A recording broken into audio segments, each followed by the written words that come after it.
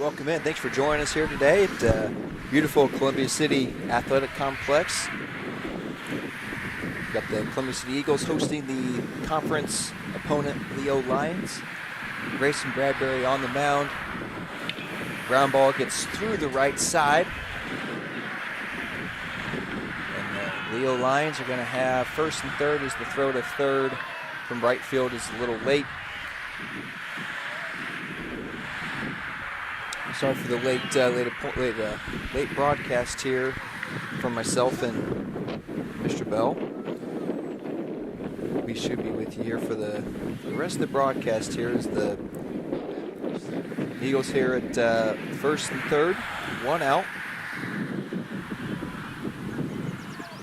For the Leo Lions, Landon Ruoff steps in, senior, batting from the left side here. Bradbury comes set from the stretch.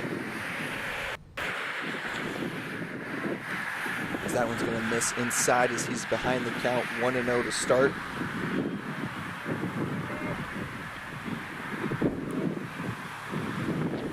Eagles sitting at, I believe they're sitting at about 2-3 in conferences. Sorry, 1-4 in conference as Bradbury picks off first base there. Runner at first base gets a sign.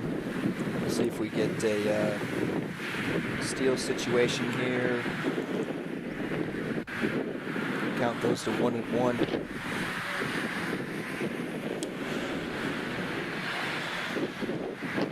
Like I said, Eagles sitting at 1-4 in conference.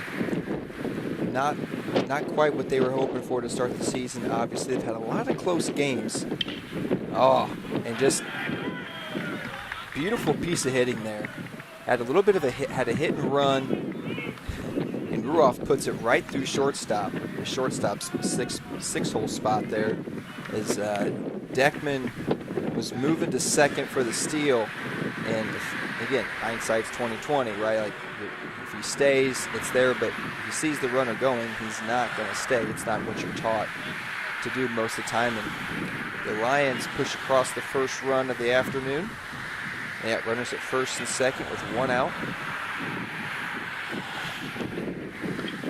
A good hit and run put on there by Leo, right? And again, like you said, the batter executed perfectly. Good call by the coach. Good count to be in. And they just drove it right through. So just good baseball. Bradbury threw that pitch inside, kind of jammed him. He just took it the opposite way. That's what you expect there from Leo, especially not just Leo, but again, it's your 3 or 4 hole hitter there. And Bradbury does a good job of going outside to inside.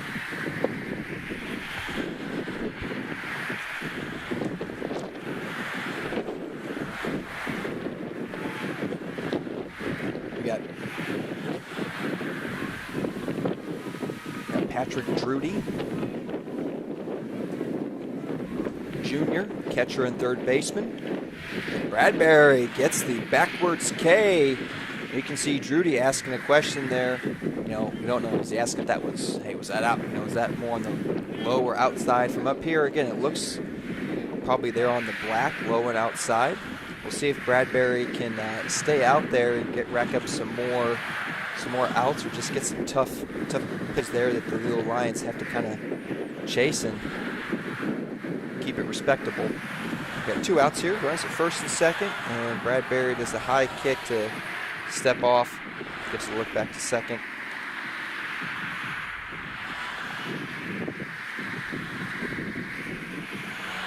Any base hit here potentially is going to cause a throw to home, potentially. And Bradbury tries to go outside, but he's too far out. And he gets behind 1-0. We talked about Eagles have had a rough start in the NE8 conference this season. I believe they started out in conference 1-0, I believe. I'll have to get a look at that schedule here. I can't remember exactly who they faced. That was the game we did, Belmont. Oh, that's right. That was the Belmont game, yes. Bradbury stays behind 2-0. We got Caden Dole here, sophomore. One of 3 sophomores on this Leo varsity roster this afternoon. And since that win against Belmont, they've hit an 0-4 skid. They've had some tough losses. As Bradbury comes back. Fastball on the outer half of the plate. It's fouled off. The Eagles have kind of got an 0-4 stretch, but they had that Huntington North game that, look, we'll just call it what it is. It was that was a tough game. Go to extra innings and to lose on a called third strike. That, again, it's baseball, right? It goes either way. As Dole fouls it off, and the count moves to 2-2. Could have gone either way. That's just, again, it's the game of baseball. And when you have the human judgment in any sport, some calls could go either way. And in that case, it went towards Huntington North. And we're not saying that, hey, if that call goes the other way, that the Eagles win and that changes the fortune of their conference season. But it's kind of the way that you play it there as a foul tip.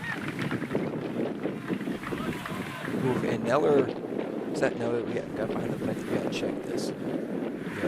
Yeah, we got Neller behind the dish. Neller drops that. Drop third strike there. It's a foul tip. And here comes Coach Daly. Want to get some clarification. At least from up here it looked like Neller caught it, and then he went down to grab it out of the dirt. So he did initially sell it like he caught it. You can see Coach Daly getting some clarification from the home crew chief umpire.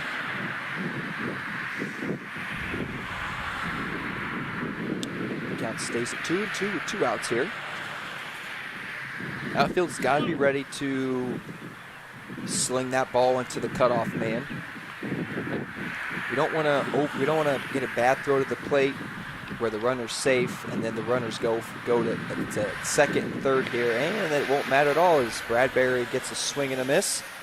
That's a pretty good job there. They had runners at first and third, multiple runners in scoring position, only one runner crosses the plate. Could have been a lot worse there. As Bradbury missed the first out, he gets 2 of the outs on strikeouts. Okay, Coacher, we got. You got the standings there. We got started a little late, so you got to do the welcome, and then we'll get rolling. We're a little jumpy right now, just because we got out here late. We had our meeting, but you got to go through. You got to give us. It is a hot day out here. You got the winds come, so let's paint that picture for them, and then we'll roll like we were starting this whole thing up. As you can see, it is a beautiful sunny day. What you can't feel if you're in the confines of your own home is the humidity outside. We don't feel it either. We got some air conditioning up here in the press box. We're pretty spoiled. But yeah, the wind looks like it is south. Blowing south for us. Out of the south. Say that again? It's coming out of the south. It's coming out of the south. There you go. Crossed from right to left, right? So, sorry, I should shut up. No, I appreciate the correction. Take 2, go. There we go. I am wrong more than I am right. Okay, but we got double NEA action going on here across the sporting complex. We got the Lady Eagles hosting the Lady Lions.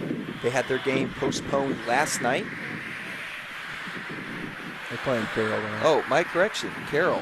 Don't forgive me then. There's a Fort Wayne team. Take 3. Hey, like I said, we're rolling. I am today. more wrong. I am wrong more than I am right. More wrong than I am right there. So Eagles get a first chance here to put some runs on the board as one of their top hitters, statistically speaking, this year. Carter Wilkinson steps in the box from the left side. And he gets behind in the count, 0-2. And again, that outer, well, in this case, Carter's inside. He puts one to the right side. Second baseman gets to his knee. And with Wilkinson's speed, makes it somewhat closer than what most would. He gets the first out there. I appreciate the home plate umpire making a run down there to first base. Yeah, we got 2 good umpires out there today. This looks, I just saw him. This looks like the younger Mr. Tush there behind the plate. And then looks like Bob Childers down there at first base. Bob's running around, does all kinds of officiating, and is one of the more respectable. And just a good guy, but he always does a great job. So we got a good crew here tonight. All right, Maddox Moon steps in. We got two lefties back-to-back here. Moon's moved his way up in the lineup since the last time Coach Bell and I were here in the press box. Works the count in his favor to 2-1. Well, it looks like, Coach, I saw there in between innings. That's going to get us.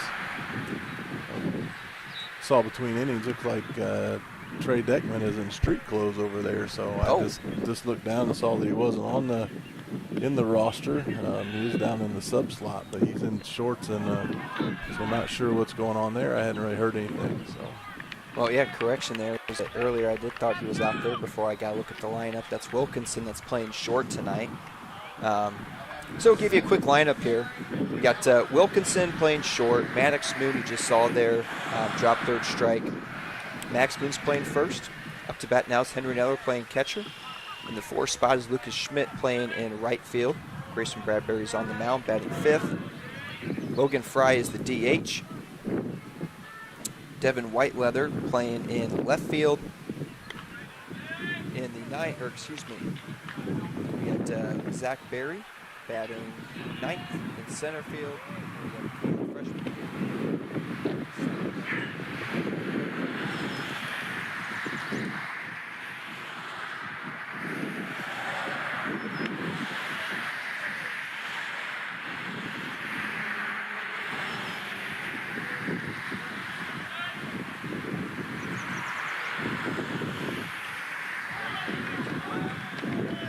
Landon Ruoff. Good breaking ball by the. He makes quick work of the Eagles there. 3 up and 3 down. 2 strikeouts and a 6-3 ground out. Yeah, so Coach, we were a little off here on the stats. I forgot Tuesday night. The boys got rained out. They were supposed to go to East Noble. I think they got rained out at East Noble, so I don't know that they played last night. They did not play last night. So it must not be made that one up. So right now, what we're seeing out here today, we got Leo is in a tie for first place with DeKalb at 4-0. Again, these don't include Tuesday nights. I think most of Tuesday night's games probably got rained out across the area. So these are the most updated standings I've seen from around the Northeast Corner Conference site. So Huntington's at 3-1, Norwell's at 2-2, New Haven's at 1-3. We are at 1-3. East Noble's at 1-3, and Belmont's at 0-4. So right now the Eagles are sitting there in it looks like a tie for. I guess if you go first, second, third, fourth, fifth, sixth, we're in a tie for 6th there with East Noble and New Haven. New Haven did get us last Thursday, I believe, in a 1-run game there towards the end. So, yeah, like you said, just not sitting where I think they thought they would be, and it just goes to show you. We talked about in the week 1.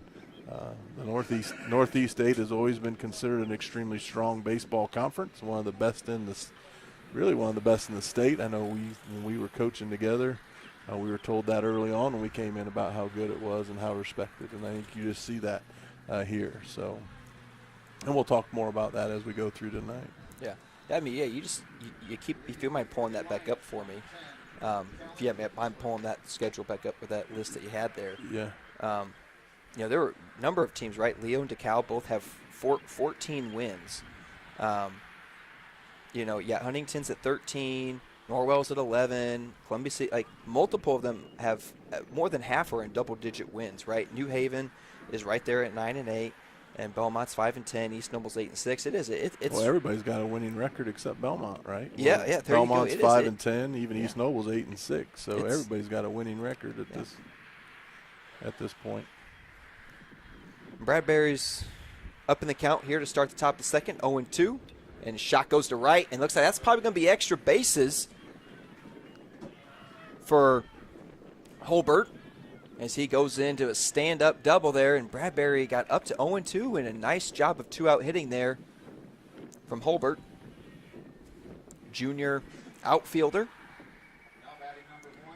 And the Leo Lions have a runner in scoring position to start.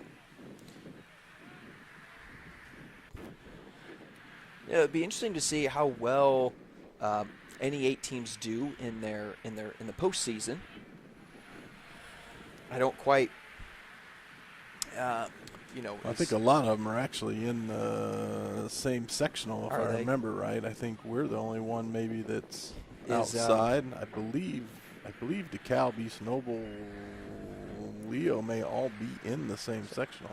And they're all 4A, correct? Those are all 4A teams. No, there's I think they're all 3A still. So that's something that there could be some rematches in sectional and regional. Yeah, I'd have to go look. I may be wrong. I haven't paid that close of attention to the realignment since we got out. Nice job. Nice. Oh, beautiful bunt that's going to roll foul. Bradbury does a good job of letting that go. As we got Dominic Reneker. He's got the count 1-1. Lions trying to move that run over from second to third. It's a smart decision because you don't know how many chances you're going to get to score off of Grayson Bradbury. Yeah, Maddox Moon has multiple steps in the grass. You're going to see Caleb Walter take over first.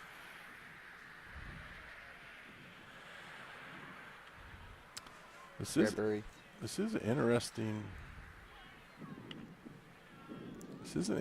lineup. Schmidt usually plays first. Yeah.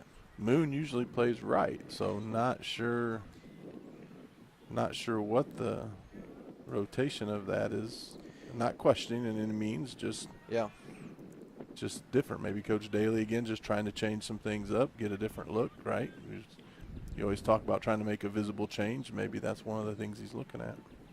Oh, even with two strikes, he gets the bunt down. It's going to be a close play at first. And a nice bang play there from Bradbury. And two strikes. Moon goes back to his original spot with 2 strikes there. And Reneker does the job. Moves the run over to third. Well, and this is one of the things you get. I mean, Coach Rogers at Leo's he's been a baseball staple in Northeast Indiana for a long time. Great coach. Teams are always fundamentally sound. You got to be ready to play, and there it is, right? He's an old school guy, plays a small ball. Gave him a chance.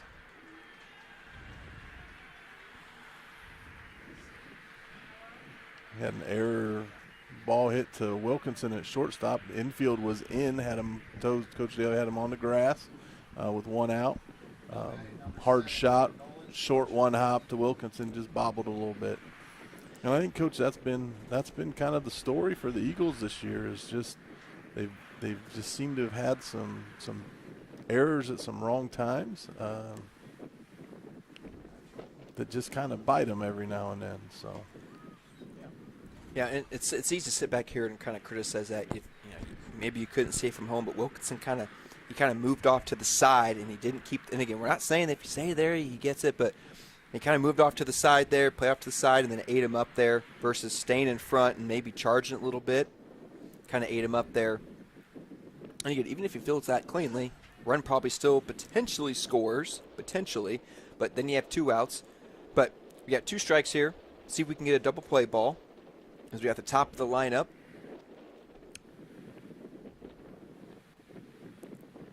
Bradbury takes his time, kicks and deals. That one's going to be fouled. Ball back to the right side. There's no one Butcher. They had two starting sophomores in this varsity lineup for Leo. Bradbury's he's on the far side, first base side of the pitcher's plate there.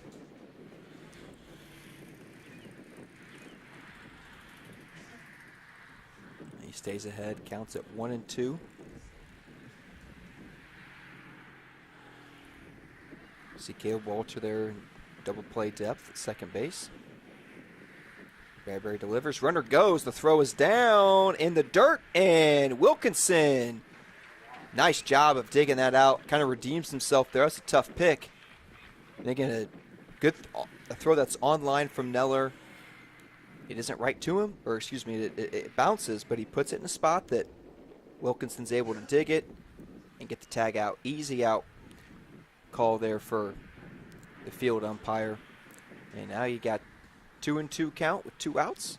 Bradbury's back from the windup, and we got another foul ball that Neller couldn't quite hold on to.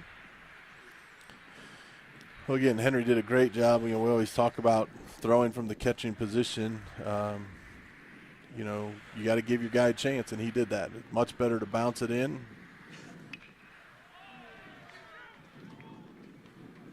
Shot's going to go to left. Base hit. Again, actually use the field a little bit. You see that in the major leagues a lot of times. Those catchers, especially on the AstroTurf, will use that, get that bounce and that skip. You get it there a little bit quicker even.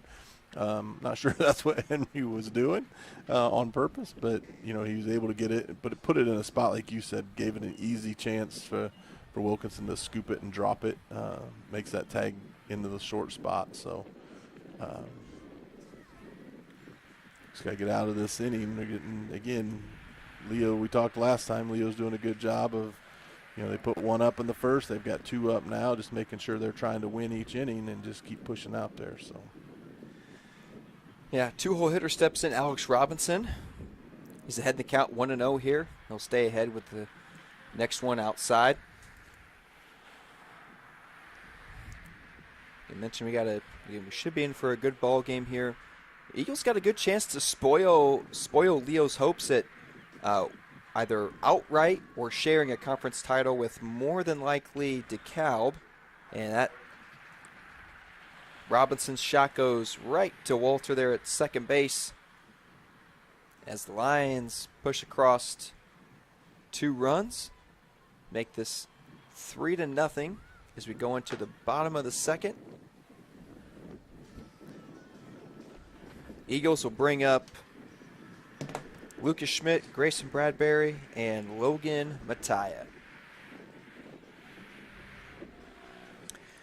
Well, some other action this week. Today's Thursday. Eagles don't have their schedule in front of me at the exact moment to see where they're at the rest this week.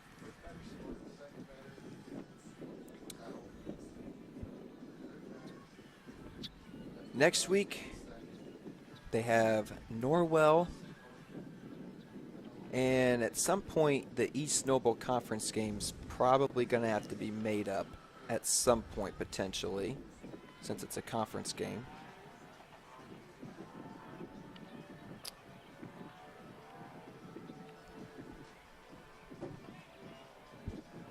Looks like we got a pretty decent crowd here. The Eagles are in their home whites. Leo sporting their away grays. Leading off for the Eagles, number 5, Lucas Schmidt. As Lucas Schmidt's going to step in to lead things off for the Eagles in hopes to give them a spark here. They need to put some runs across the board here a little bit. See if they can put up a crooked number. As the bottom of the second starts with a strike from Landon Ruhoff. He wasted no time getting into his wind-up movement there.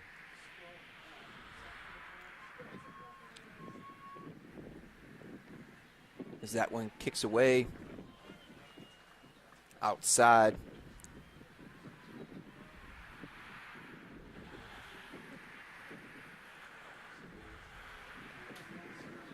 Schmidt gets ahead in the count. Count is 3-1 here. Going to be a little bit selective here. And there he puts one to center. Center fielder takes a leaning step backward and then takes a few steps in to make the catch. That was hit right at him. Senior Grayson Bradbury is going to step in here, see if he can help his cause out.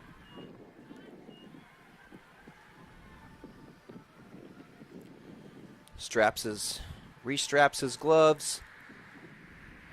goes through his pre-plate routine. Hey, you can see there, Ruhoff, man, he does not waste any time. As soon as he catches it here, it takes him about maybe 2 seconds, 2 or 3 seconds after, if that. He was already winding up as Bradbury was getting set there.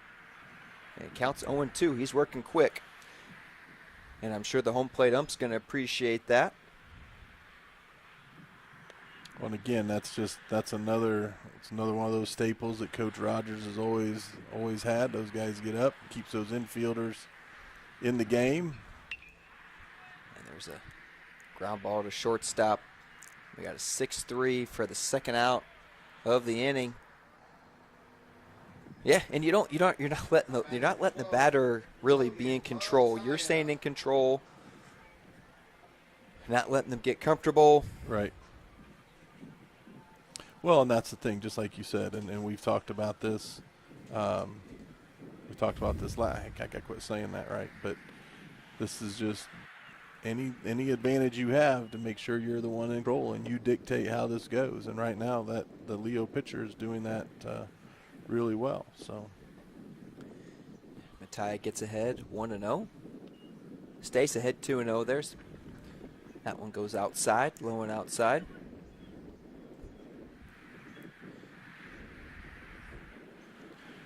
With the sun out, the right fielder has the toughest read on any fly ball. Kind of really in that right side, second base, first base, right field. The way that sun's positioned. And there goes 4 straight balls. So Matai does a nice job of laying off, and the Eagles have their first base runner on the afternoon. Here comes Logan Fry. Logan Fry has some pop to his bat. He has hit a home run this season.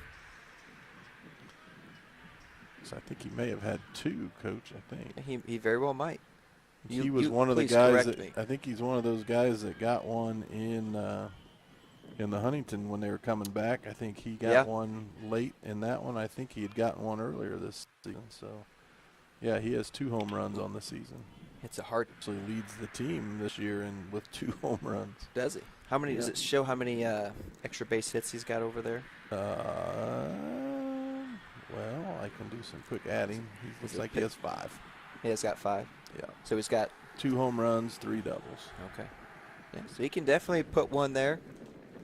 Put one in the gap as the strike comes across, and he's behind 1-2 here.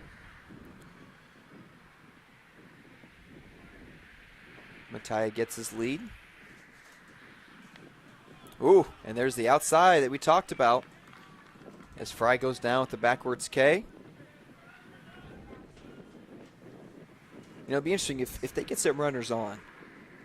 You know, again, that was our first runner, right? So we didn't really get a chance to see the timing of Ruhoff. But again, if he's not mixing up that come and set for a period of time, that could be again some potential reads there that the base runners can use if the Eagles can find a way to get on base more consistently as we go throughout the afternoon. Yeah, I think the Eagles got to get up there and be looking to attack early on. You know, you get a pitcher that's working in this. You got to be able to step out of the box. You know, they got to start doing a little bit of the gamesmanship as well of taking that control back of the game and the pace. And you know, you never know what you get into that pitcher's head. If you get him out of the rhythm that he wants to, you slow him down, you make him adjust. Now you can start to get control again. Got to do something here. The Eagles down 2-0. But again, Leo's won each of the first 2 innings. So if they win each inning, then they win the game. And you know, I think at the beginning of the year, if you'd have you were looking ahead into what this game would be today, I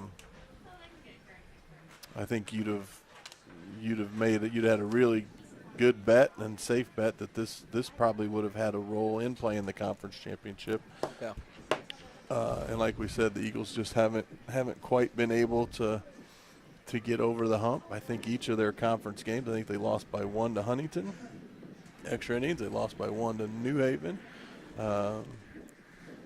I think they have lost by. So they lost to New Haven, Huntington, and the DeKalb was. I think DeKalb was a 4-0 game if I remember off the top of my head. Yeah. So Yeah. I've lost my stats for the night. So No worries. I'll have about to go that. everything on by memory on this one. So Well, it's just one of those. It's the thing I love about sports, and it's kind of stuff that you can't. It's one of those things that you'll never really know. As Bradbury gets ahead, delivers a first strike here. It's kind of those intangibles of what did that loss to Huntington do to the team mentally? Did it affect them? Maybe it did. Maybe it didn't.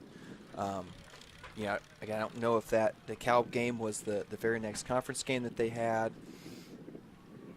Yeah, they just had some close games, and you just kind of wonder, all right, like where you're getting tested mentally. You're pretty much out of the conference picture here. This Bradbury. well, and I think we used to talk about this all the time, and when we were in, and it's still true today because we're still at that level of we're trying to learn how to win. We got to get over the hump. This year, the Eagles came into this season, and you'd be hard pressed for anybody. I mean, I know they thought it. I know we thought it. I think most of the people in the area thought that they were going to be the A team to beat, D team to beat, and they still can be. Right? Yeah. We talk about a 3-season. You're in the middle of your second season right now. So, but when you look at it from the standpoint of stepping into these conference games. When we first started, when we play, when you're playing the conference, you set your number 1 pitcher and your number 2 pitcher up for each of your conference games in that week. Well, we used to face their number 2 pitcher all the time, right? Because depending on their schedule and such, Yeah. but we probably faced their number 2 pitcher so that they could save their number 1 for Sure. the team that was going to be the champion or that was the prospective champion out there. Now here we are. Now we're that team. So now we're facing everybody's 1 this year, and so now you got to be ready to go. And so, I've talked to a couple of the guys. I've talked to a couple of the coaches, right? Like, we take care of business real well in our non-conference games. We just got to figure out that way to win these, get over that 1-run hump here in these conference games. So, No, you bring up a great point there with facing kind of the top pitcher from every team. There's Bradbury, gets behind 2-0. Runner moved to second on a pass ball. Yeah, it's got to be one of those things. You're out of the conference picture, but the season's obviously not over. I mean, there's plenty of teams. I think I remember I was looking at the stats. One of the deeper runs they had, they won maybe 1 or 2 conference games that year. So you're going to go into your sectional tournament not where you want to be conference-wise, but you're going to have to use that as momentum to, all right. well, and I think our last team that went to semi-state, if you look at their season as they were going through early on, I think they were maybe 12-15 going into the tournament or something like that. They were below. They were under 500, I believe. And again, this is all off of my old memory here. But as they were under 500, and then they just got hot. They got hot in the last couple games of the regular season, and that's what it takes. And again, we talk about this as Coach Huffman heads out to the mound to talk to Bradbury to settle him down. But we talk about this. You have to break it down into 3 seasons. You just have to. You have to for, we play a major league schedule in high school baseball. Yeah. Right? We play 26 games, 28 games in the period of about 6 weeks, for crying out loud. You're playing 5-6 games in a row. You got to be ready to go. And so you don't have a lot of time to adjust. You don't have a lot of time to get mental restructuring and rebuild. Yeah. But you got to look at it from that. So off season, conference season, postseason. And in the end, it's the postseason. So, again, maybe that's what Coach Daly's doing. He's mixing up the lineup a little bit here. He's tweaking some things around. He's getting some guys used to some stuff, getting some guys healthy as we sit out here. And we're ready for that third season, which is a run, right? You go and win a sectional, nobody remembers what you did in the conference. Nobody else remembers what you did in the semi-state or Right. in the regular season. The Eagles got runners at the corners here with nobody out. We got the 5-hole hitter Patrick Drudy up to the plate here. As Bradbury's behind 1-0. We'll see if any runner's going to take off. And Neller's just going to hold on to it as the ball was close to the dirt. And now you're going to have to go across the diamond here. Looks like we got corners in. Bringing the whole infield in right now. Yeah. Coach Daly knows he's got to keep this game close. The Eagles' offense has struggled a little bit all season, and so he knows you just can't get a big hole. So they're going to bring him in and try to cut everything down or hold everything, try to cut it down at the plate before taking it across if we have to. So. And you don't really need to go at him right here. I mean, you put him on. No. There's really, you know, wouldn't be surprised. You're probably just going to see, ball 4 here. Yeah. And again, oh, okay, never mind. Got him a strike there. I mean, you don't want to give it to him, but you do want to make him earn it. Right. But nothing is hurt if he does get on. Well, you're right. Actually, you know, you're almost better to put him on. Yeah. They put the double play back into effect. Yep. Their second baseman is calling out their signs.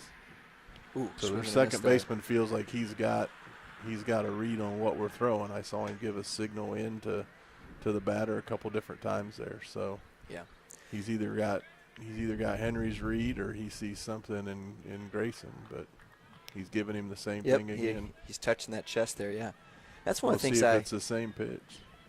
That was one of the things it's kind of that mind game, that game within the game, right? Like, you know, I remember last year coaching with Coach Daly on JV level, he kind of put in the, hey, when we're at second, you know, you do this, that means you have a read. You know what you believe you know what the symbols are. If you do this, that means you don't know. And again, when we were doing that doing the Belmont game, I saw that out there. But it's kind of that game within the game. If you can figure that out, more power to you. And there goes a shot to Moon. Tries to backhand it.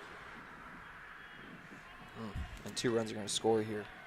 That's another, like you said, Maddox sidestepped a little bit, tried to, he had time. It was a hard hit ball, but he had time to slide his body in front. But again, kind of stepped off to the side, tried to backhand it, and then it just skipped past. You're right. Got to do everything you can to keep that one on the infield there to keep it tight. You kind of feel like you're kind of at a critical point in the game here, right? If they're up 4-0, you got a runner at third. You should have made some errors. Runners at first and third again. As they show. Looks like Coach Daly's going to kind of step out as the umps. I imagine this is not going to count as a mound visit. No, the umpire called him out. Okay. Must Grayson So you got twisted his ankle. I didn't see what happened when he landed, but the umpire called Coach Daly out right away. So if that's the case, he knew it could be a possible health thing. So the umpire's making that call. and Bradbury's a gamer. He's not gonna want to come out. Want to stay in there. But yeah, as I was saying for that there critical point in the game here, you don't want to stop this bleeding here because again it's a mental game, right? Like you get down 6-7 runs and you start thinking, oh man, how are we going to come back to this? And it's really going to test the Eagles' mentality here. Well, and it's again, this you got to get out to a good start, and the Eagles have struggled to do that here. And they get 2 errors through 3 innings. I was just before I lost my stats. I know I was looking. We have 40 errors, be 42 now after these 2, but Yeah, that was rough. we're gonna get a. It's a pass ball. Neller didn't get down. It'll be Again, interesting that to just see. doesn't help that confidence. Grayson's gotten a little Looks like he's just gotten a little frustrated out there, and he's lost his command. He needs to take a breath, and Henry's got to help him. You got to keep that ball. You got to know you can throw that ball into the dirt, and your catchers won't keep it there. So, yeah, Eagles do have somebody down there in the bullpen. It shows bunt. Oh, and Walters. Yeah, you kind of heard that from him. If you heard that from the fan, there, somebody's screaming, "What are we doing?" And to a certain extent, you kind of have a point there. That's really frustrating.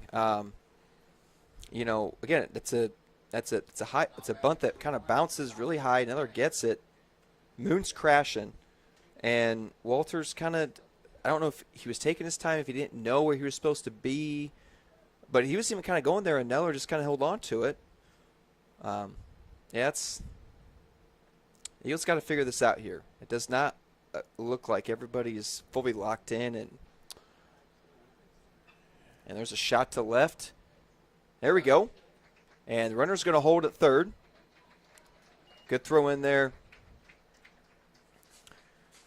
from left field. Schmidt's out there, or excuse me, not Schmidt, I apologize there. Whiteleather's out there. Did a good job the first steps back, stays with it. Now we got 2 outs here. Now batting number 8, Grant Robinson. And we're down here at the 9-hole hitter, so you want to go after this guy. You don't want to bring up the top of the order. Ooh, pickoff. Ooh, he had him leaning there. And say that's where, like, I'm going to be picky here, but Schmidt's got to be moving on that over there. He's just he was standing. He didn't move at all. Again, not saying that he can get that if it's a pass ball, but you never know where it's going to be. You got to be moving. Takes off. And we got a foul ball. Check swing. well, and again, I'm not sure how many times I've seen Lucas out there in right field. That's not saying that he doesn't. That's not saying that he hasn't. That's not saying other than, but again, you practice in places, you learn those fundamentals. Those are the drills. You know, how many times do we drill all that stuff and those different things? And it's just first base and right field are different in your motion and your movement. So Runner takes off again. Now he's going to throw down, and he got him. Good throw there. That's going to be the second out. That's another second throw down. And Leo's aggressive, right? Yeah. Again, Leo's doing everything here to control this game and to dictate the tempo here. So they're being aggressive on the bases. They're trying to take them. They're making us make plays, and Henry and Carter did a nice job there on that one. Be interesting to see if we see Coach Daly kind of have a small little, whether it's Coach Daly or you know, again, senior leader, somebody kind of pull this Eagles group here as they, whenever this half inning's over, have a small kind of conversation. Hey, we're still in this here. You know, whether it's 5 runs, 6 runs, this is all, you know, we're not even a third of the, well, we are 7 innings. You know, we're barely a third of the way through the game here. Still a lot of things can happen.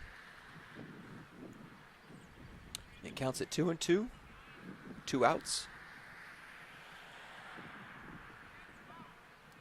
Batter calls for time. Grant Robinson, the right fielder, has a crouch stance.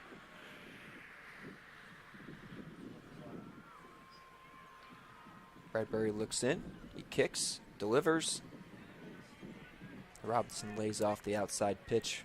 Count goes to full. You got to go after this guy because you got the top of the lineup sitting on deck. You put this guy on number 1st and 3rd, top of the lineup. You got to make this guy beat you. And there's the backwards K as Robinson kind of took his steps down to first base, thinking it was going to be ball 4, and he kind of looked back as the called 3rd strike. I always thought this, and you probably can't see it. You can't see it from here, but Leo's hats, they are a almost exact replica of the retro White Sox hats. Mm-hmm. Yep, they've always been. Coaches kept that tradition. Here's the call up that you had. Coach Daly's pulled them up. Yeah. And Coach, you said it, and I was kind of, I don't know if I want to say I was glad you said it, but I was thinking the exact same thing. I wasn't sure if it was something I was seeing or if it was something. But Yeah. the Eagles just don't seem to. They don't have a whole lot of energy. They just. I'm not. I hate to say this. I don't like sounding like I'm negative. I don't like sound like I'm critiquing, but they just don't look like they have the energy today. They don't look like it's almost. We did this one a couple years ago. We played against East Noble when the big Reisdorf kid was pitching for us. Those guys knew they were facing him. They knew who he was. And shoot, we were beat before we walked on the field because they knew. And then we were a better team than those guys, and we could have hit him. But that night we didn't have the mentality that we could, and they started hitting early. We got down early, and then it just went. But we also did a good job that year, and hopefully this can be the same thing. We did a good job after that of locking in. We had a good conversation, and guys, you realized, this year at the point of the season now, right, there's 10 days of school left. In 2 weeks, we're playing in the sectional. The sectional starts in 2 weeks. You're a senior, you realize your season's about done. Your career's about done. And if you don't clear your head and you don't get ready just to go, then it's going to be done a whole lot sooner than you wanted and expected and should be. And so hopefully that can get them focused and locked in, and they just start playing with a little more carefree energy. I know they got a good brotherhood. I know they got a good love for each other on this team. They just got to be able to lock in now and go get it. Yeah, no, you're exactly right. Devin Whitelow steps in, and he goes down swinging for the first out here. Now batting number 13. Well, even this, Coach, and maybe this is something not, a little old school, but guys are walking back to the dugout after they strike out. Guys are walking up to the plate as they're going. There's just that little bit of energy. It's just down. It's different. It's different than what you're seeing. It is the first real hot day I think we've had. I don't know if that's in there, but Barry showed bunting on the first pitch and pulled back in time. Counts at 2-0.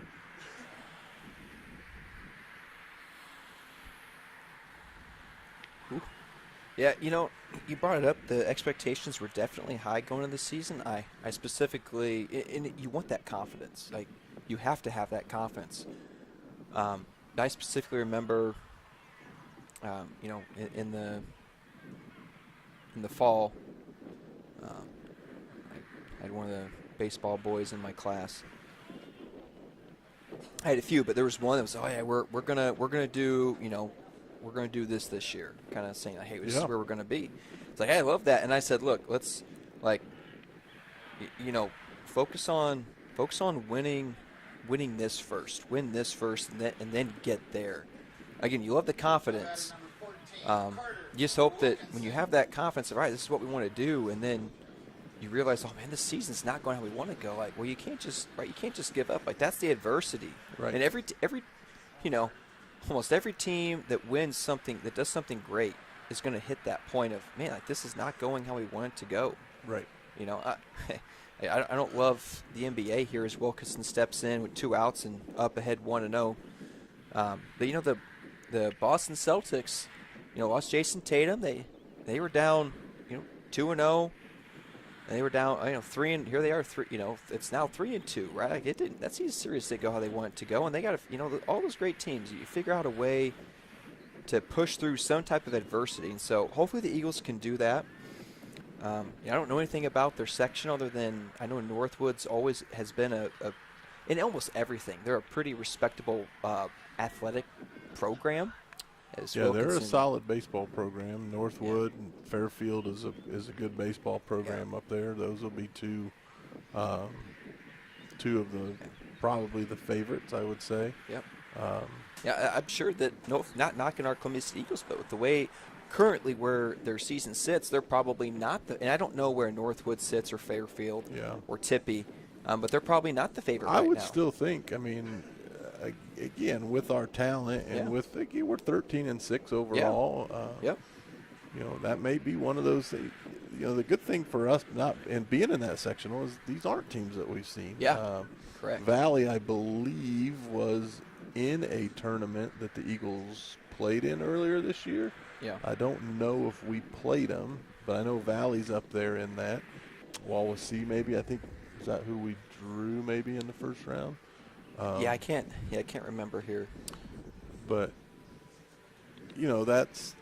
I go back to what you were saying just about having the plan. You know, I think, and I hate to just keep beating the dead horse type of thing, but you gotta learn how to win. You gotta learn that's the next piece. You know, each year goes by, and Coach Daly's preparing these guys with it, and you just face new challenges. And this year is the first time in a long, long time where we've come in as the team to beat. We've come in with the target on our back and everything we do. And like you said, our guys knew they were going to be good. Our guys knew that they were the best team in the conference. Our guys knew that this was going to be a special season. And I kind of like you were saying, you go back, I mean, like Mike Tyson said one time, like everybody's got a plan until they get hit in the face the first time, right? Yep. And then everything goes away. So, you know, that's kind of where the Eagles find themselves right now too. They knew they were the best. They knew they were locked in. They knew they were the favorites. And then they've tripped a little bit. Now how do you regather? And you rise to the level of your leadership in that. And so this is where your leaders have really got to take the team and pick them up. Yeah, Bradbury starts off here against number 7, who is the top, like you said, Butcher. It's a 1-1 count.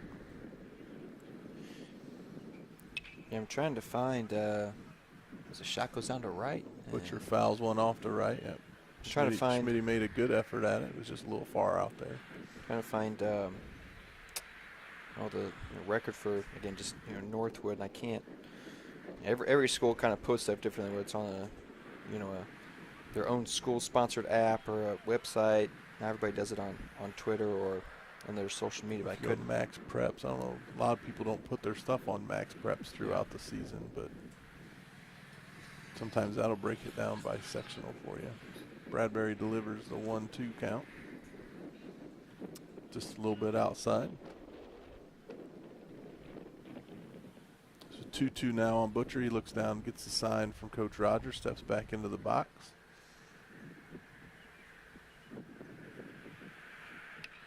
Bradbury inside, looked like maybe a 2-seamer. Butcher turns on it, fouls it down the left field line.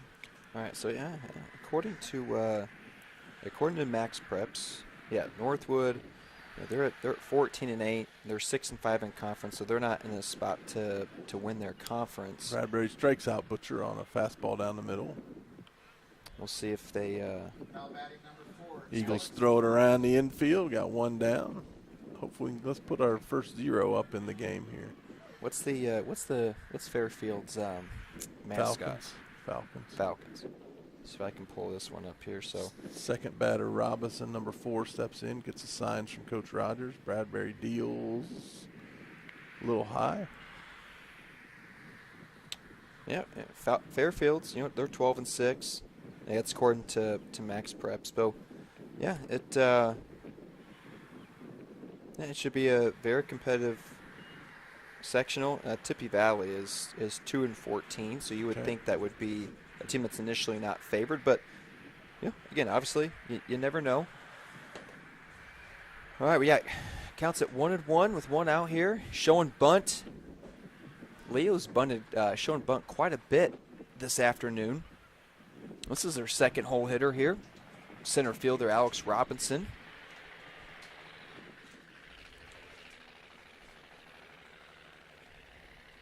And puts a high chopper foul right to the Eagles dugout.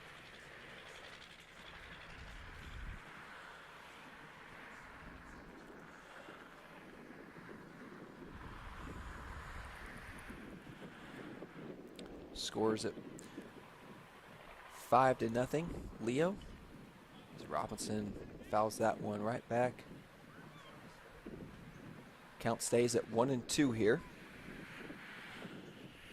Well, and this is where we talked earlier. Henry's he's let a few balls get by him behind the plate. This is where the 1-ball, 2-strike count. Bradbury gets a good breaking ball there, maybe a changeup looked like. But if Henry doesn't give Grayson that confidence behind the plate that he can stop anything, it narrows down where Grayson can throw that. 1 ball, 2 strikes.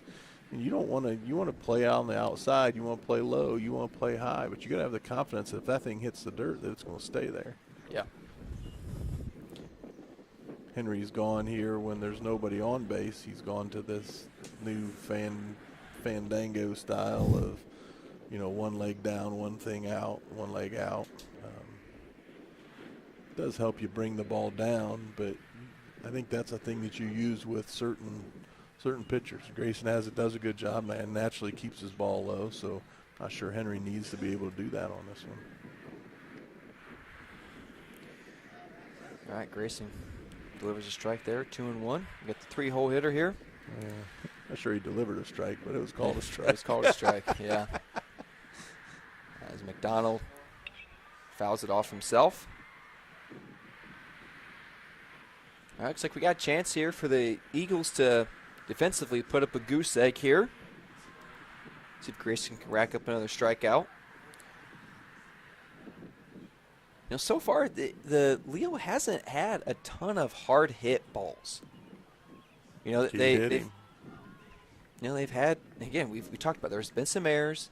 They haven't been hitting the gaps. They had a shot that was hit right at left field. It was in good contact, but they haven't, oh man, that shot right there is what cleared the bases for them. It's just been, again, 1 run, 3 runs. They've gotten a lot of first and third situations. As the pitcher, Ruhoff, steps in here. He's a big boy. First one comes in, it's inside. Grayson seems to be coming across his body a little bit more tonight than we've seen him. I don't know if he's not staying on top of the ball. He's coming across and leading to a lot of stuff wild inside. Yeah, it's kind of more of that sidearm delivery there. Yeah. Ball went right over top of a little dude running out there. Lucky. Someone's watching out for it.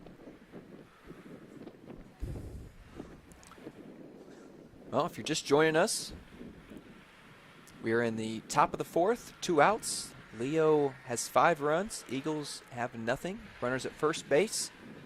And there's a shot to the gap. Well, actually not a gap. That was pretty much almost dead center. I think I jinxed it. I said we haven't had a whole bunch of hard hit balls here, and what's he do? He digs one right off the bottom of the center field wall there. And Ruhoff helps his own cause there as he has a stand-up RBI double. Well, again, that's what Leo's after, right? If you make sure you put 1 run up every inning. Now, you just keep putting that pressure on. You make that hole a little bit bigger. Can you break the will of the Eagles and the confidence of them and get out of this game? Bradbury looks in. There's a ground ball to third. Routine play. It's a 5-3. Ends the inning. And Leo puts up 1 run on a Ruhoff RBI double with 2 outs. The Eagles need to put some runs up. Got something going here. Well, I hate. Do we have a hit? We haven't had a base runner. I'm not sure we've had a hit. I don't believe we do. No, we have 1 runner on Mataya's 4-pitch walk. So we definitely got to get something going here. Did we have a? Yep. You're right. So we'll see if we can get an update on the Lady Eagles score at some point here in the next few minutes, as they're facing the Carroll Chargers across the complex.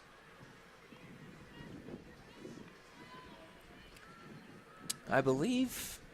I'm trying to think of some other. Okay, so we got the JV Eagles down 0-5. We'll see if we can get the varsity score at some point. At Leo. You know, to kind of give you a rundown of some other Columbia City athletics, the Columbia City track team. I know the Lady Eagles for track got second place in conference last week. I'm not quite sure what the boys. And the boys got second as well. There've been a couple of really high earning individuals, at least on the ladies side, that I've seen. There's a good throwdown. Good throwdown there from Patrick Drudy. I know the men's volleyball's been having a pretty solid season. I think their sectionals start. They won their first games. They beat Dwenger last night. Okay, they beat Dwenger in the first round of the sectional. Yeah. So, good for them. And Coach Comfort as he takes over the Lady Eagles. And there's a bunt there from Moon. It's going to be a close play. Man, that is. Yeah, that's a bang bang. It's one of those that you feel if he did get it, that Moon or Coach Deckman would have at least kind of, again, make more of a sell effort that, hey, we thought he was safe. But man, you can kind of see Moon there, like, that was a good bunt. That's just a great play. Yeah. And we go opposite field here for Neller, and right fielder slides into it. Eagles making some tough outs here. Yeah, 2 pitches and 2 outs here. We don't want a 3-pitch inning here. We'll see if Schmidt's going to take one just for the sake of it, unless it's right in his wheelhouse. And he takes the first one for a strike. Eagles bullpen is staying up and ready down there.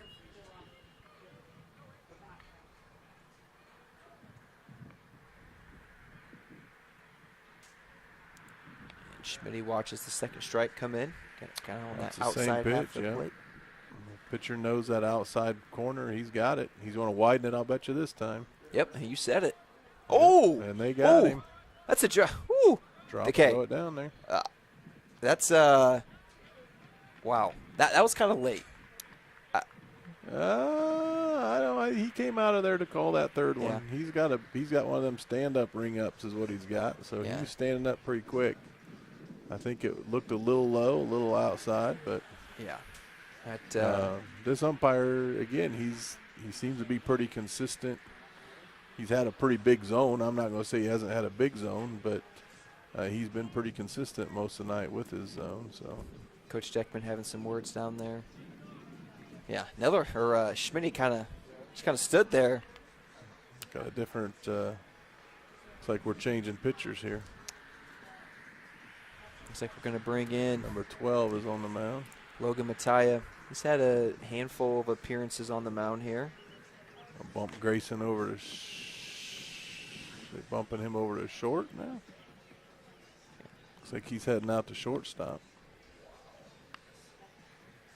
Looks like they're bumping Wilkinson over to third and Bradbury over to short.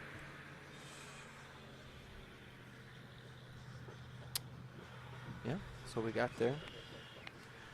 And it's one of those things, some stats we don't have. I'm not really sure how many pitches Bradbury threw there, but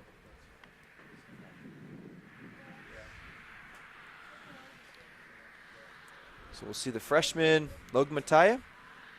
Yeah, it's 6 runs here, right? Like we still got the bottom of the 5th, 6th, and 7th, right? I mean, if you can throw up some goose eggs and you score 2 runs each inning, all right, hey, we tied it up, right? You got to chip it away. You're not going to get them all in one hit, one swing. Crazier things have happened in the game of baseball than scoring and coming down from 6 runs.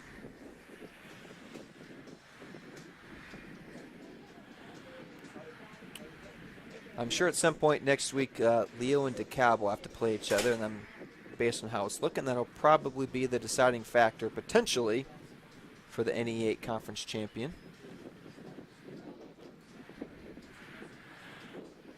Mattia gets one more. Throw down is right there at the chest of Caleb Walter. Or excuse me, Grayson Bradbury. All right. It's kind of put up or shut up time here for the Eagles on the mound. We gotta start putting up a 0 at some point. You put up a 0, maybe that gives you some momentum going into the bottom of the 5th. It's a game within the game. Mental aspect of it. As Leo is going to start this inning. Looks like we got a number 22, number 6 spot, Caleb Dull, playing first base tonight. As Matai gets behind 1-0.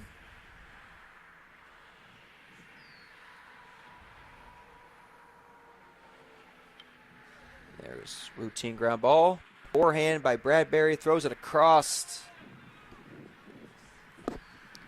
That's going to be another third error for the Eagles this afternoon, E6 there. Just threw that one a little high. Moon couldn't get up to get it. Tried to keep his foot on the base. Got to get over and get that.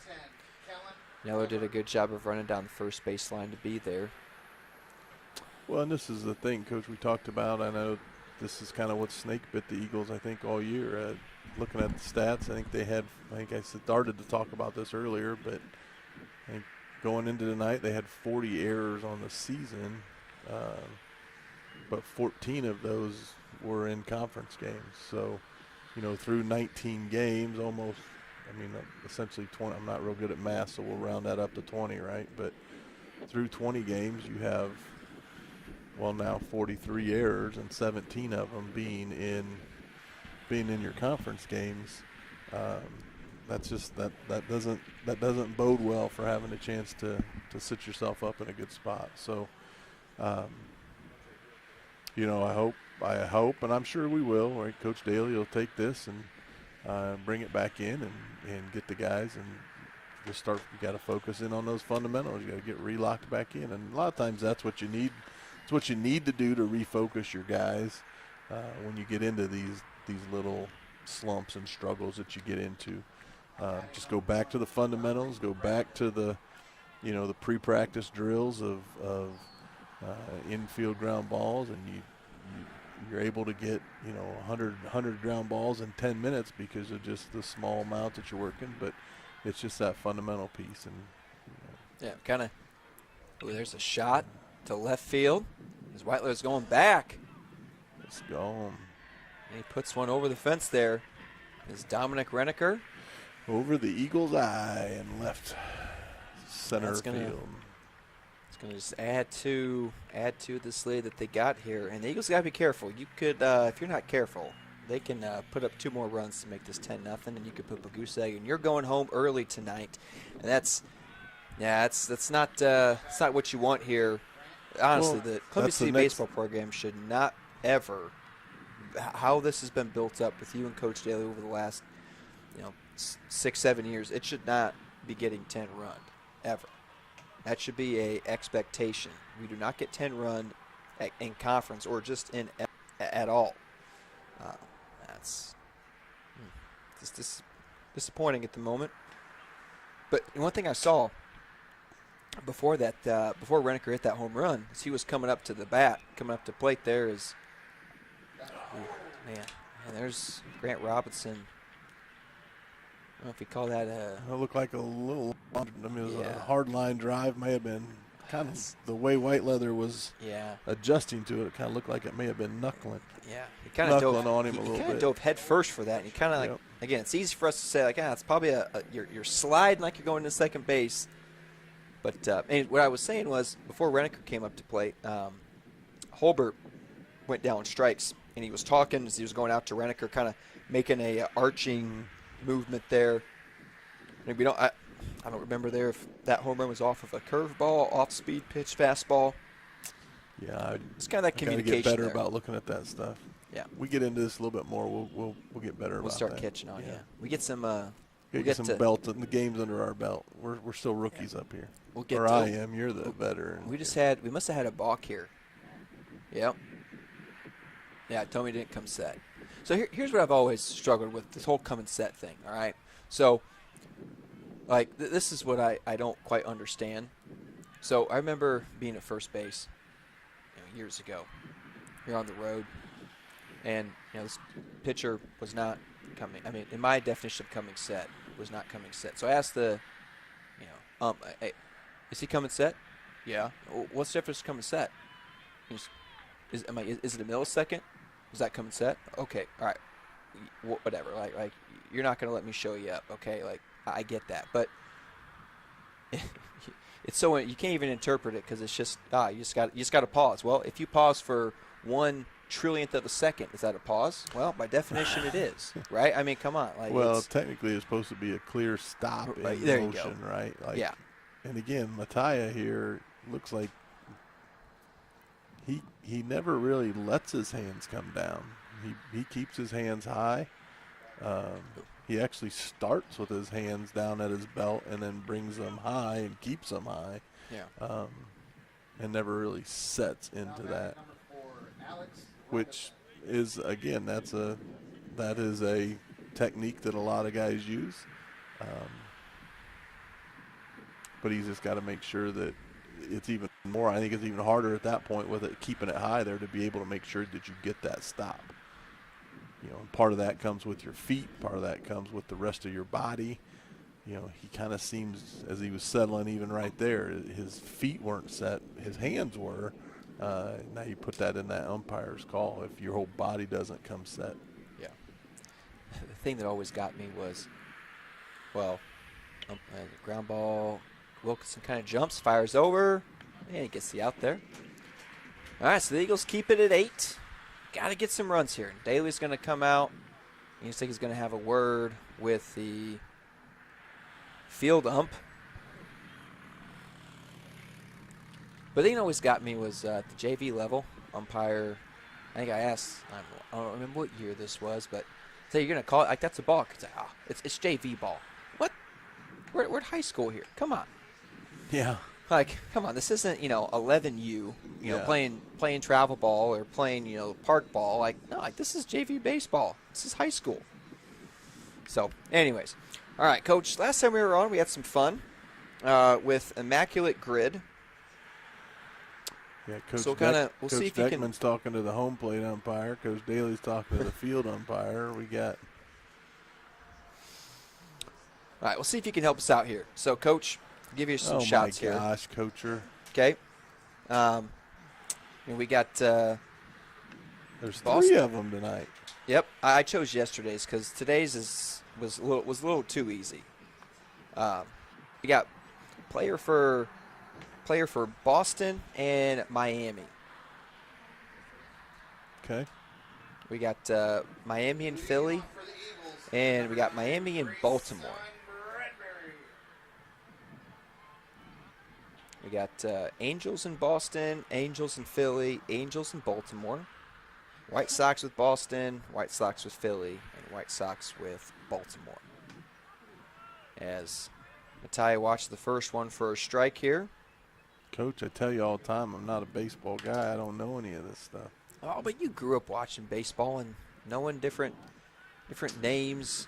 Just because you got us a just very look out with Cepeda doesn't mean that I know what I'm talking about. Yeah, you got us a very low one with Orlando Cepeda's. Mattia puts one. Bradbury. Bradbury. Thank you. Off the wall. There we go. There's the spark that the Eagles needed. There's the first hit. That's what we need there. And now Mattia's going to step in. So Bradbury tries to help out his own cause. Good shot, Grayson. That was a good shot. Right above the C, right at the top of the fence, just under the yellow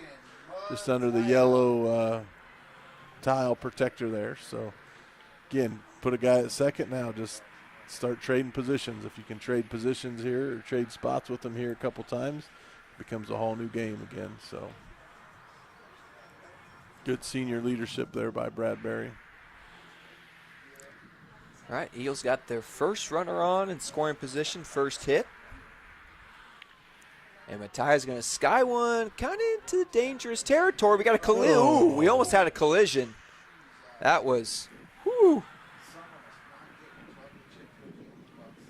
That, boy, you could have had a very, you kind of see, center fielder and right center fielder was not happy there. I mean, you probably,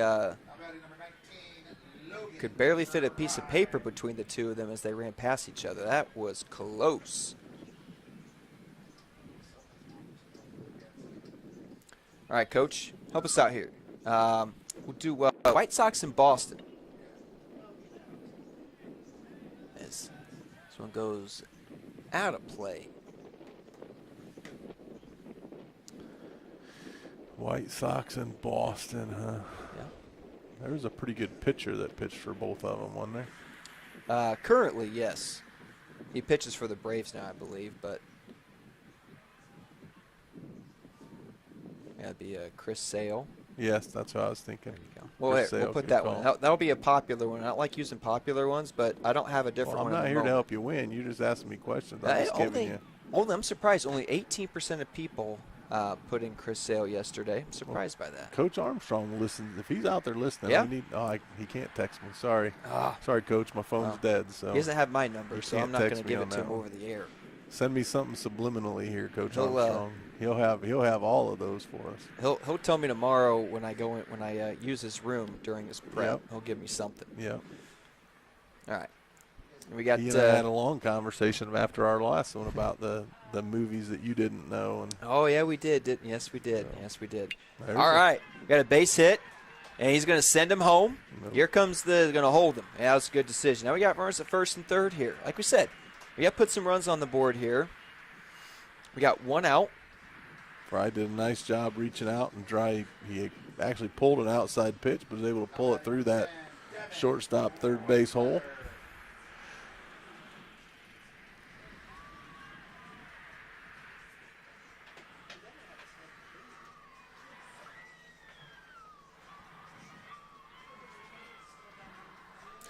All right. Angels and Orioles for a hot second. I would guess that Mr. Whiteleather's going to bunt here.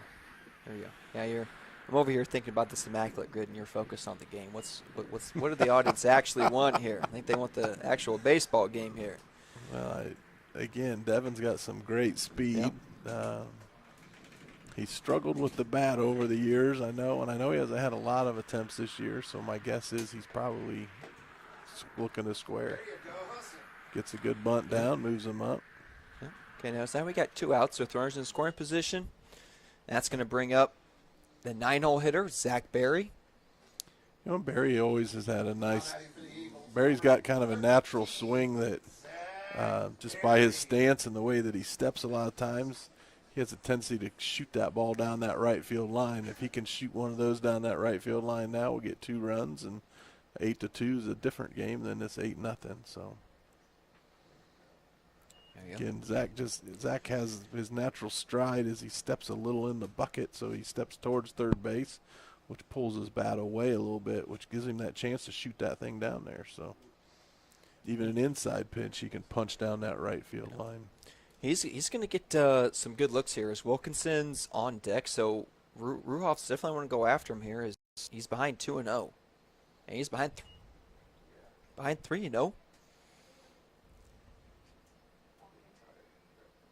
Nice. We got some magic here. He is going from the windup, but he gets to the plate pretty quickly, and there's the 4 straight balls there. Now Wilkinson, he's got the lefty-righty matchup here. We'll see if the outfield kind of shifts at all as the center fielder is going to take a few steps towards right center. He's about straight up now. That's what the Eagles want, right? Yep. Wilkinson's been our best hitter all year. He's been our most consistent hitter all year. Bases loaded, bringing him to the plate. Lefty-righty matchup, like you said. Everything's sitting pretty for the Eagles to get something here. First one comes in inside. And Ruoff's law, I mean, it's 4 straight balls now. He's now seems to have going back lost to a the little bit stretch. of his. Oh, we got time here. Yep. Wilkinson's trying to get some control in the box there as Ruhoff is He's just kind of in a modified stretch. He's stepping together, so he's running it like a windup. Oof. He's just not facing. Fouls that one right back to back of the backstop. 1-1 here, 2 outs. Everybody's pretty much straight up for the moment.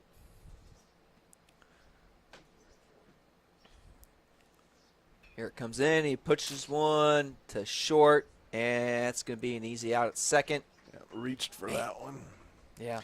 Don't need to be that. Again, with that count that you're in, you don't need to reach for it. You need to find one you can drive. Either drive it through that hole or just a little too anxious, trying to do a little too much, trying to be that senior leader that you need. So that's tough.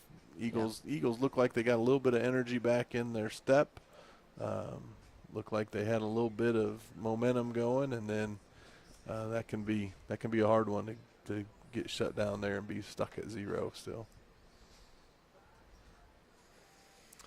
Well, going to the top of the 6th, Eagles still scoreless to Leo's 8.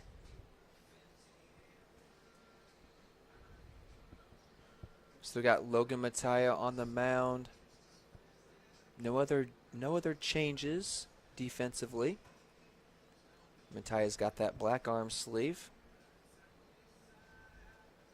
Surprised they're letting him pitch with that. Yeah. A lot of times they'll either make him take that one off or put the left one on. Usually they don't let the pitcher have different arm. One arm usually can't be different than the other. Yeah. My guess is if this was a little bit closer game, and it may happen when it gets closer, Coach Rogers may almost called him Mr. Rogers. Coach Rogers may make that a point. Right now, it may be one of those things you kind of look past and. Now there's throw down. About killed Mattia. Yeah, it did. Takes a bad hop there.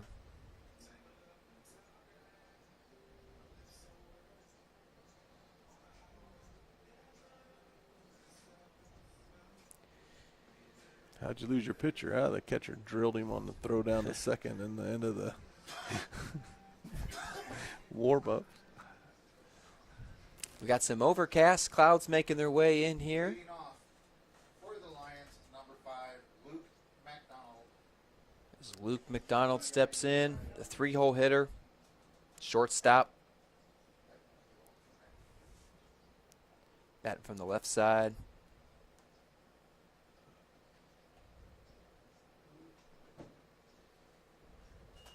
Mattia gets behind 1-0 here.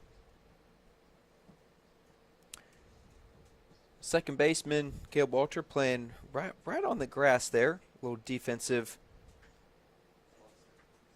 modification there normally. It's nice to see infielders still giving that, hop or 1-2 hop. You don't always see that from infielders. Usually you see that at the higher levels. Again, we don't see it with every Eagles infielder, but do see it with a handful of them.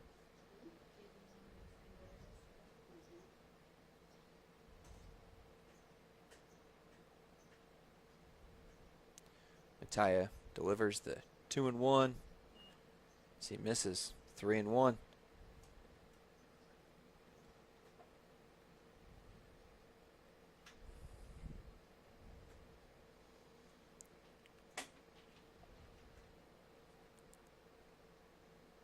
Misses outside. That's going to bring up Bruhoff. Last time up, RBI double in the top of the 4th. Batting number 17, Landon Ruoff. Another lefty in this Leo lineup.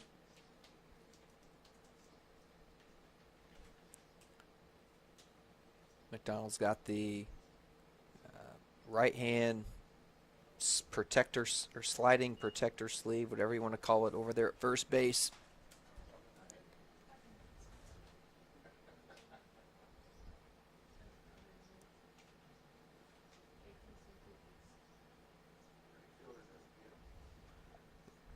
Ruhoff kind of backs away. It's called strike regardless. McDonald gets a sign from third base coach across the diamond.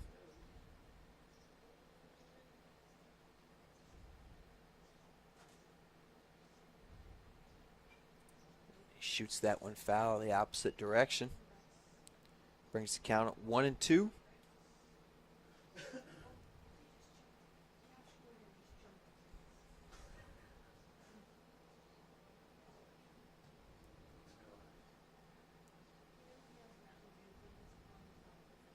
Ty looks at first. And there's a shot to center. Center fielder goes back. Makes a nice catch over his shoulder. Nice catch there from Zach Berry. He had to go to his right. Makes that over the shoulder grab there. Now batting, number 6. And Ruhoff almost had another double there. Glad Barry caught that. Whiteleather didn't move from his left field spot. Yeah. Left field, Schmitty and Whiteleather are both standing there watching as Barry went back on that.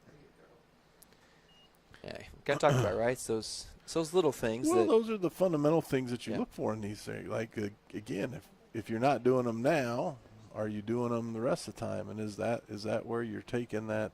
You're kind of back to your hop thing, right? Like if they're hopping on every play still, their feet are ready, they're ready to move, they're ready. I mean, it's not just something you do for looks. It's do something to get your feet out of the ground, able to move quickly either way. Yeah. It's a fundamental piece, and those are, you got to keep. When you're struggling, you fall back to your fundamentals. Yep. You have to be able to fall back to your fundamentals. So. Yep. It's kind of that movie reference here for you. Angels in the outfield. At the very beginning when Danny Glover comes in and we're going back to fundamentals. There you go. Fundamentals. In the middle of the season. I had a chance to use some movie references today Did you? in my job in the building. It was kind of fun. I did hear today was not a normal day in the Columbus City High School. I did hear that. I didn't hear specific details, but yeah. I had a student. Nice shot to the right side. That was beautiful. Takes it the other way. It was good two-strike hitting. Widened his Yep. stance. Just reached out and flipped that ball into right field. Did a nice job. Yeah. I was really proud of myself, though, because I had one student that said his statement was, I saw the opportunity, and I took it. Yeah. And I said, and you took it, and you broke a major law of engagement. Yeah. And he looked at me like, What are you talking talking about? And I thought I was all clever. Like, I haven't been able to use that line in a long time. And You have to help me out here. Is that that's Top Gun. is that top? Okay, is that Yeah. Top Gun? Yeah. Coach Kumper and I were talking, and I was telling him about it, and he just looked at me and he said, did you perform Top Gun in a play or something at some point? Like, how do you know all those lines? Because I've watched it about 82,000 times. Because, again, just because it was 20 years before you and him were both born, Right. I was watching it all that time. So Well, it's one of the. Speaking of movies, that's probably one of the best sequels that's ever been made. Oh, yeah, I agree with that.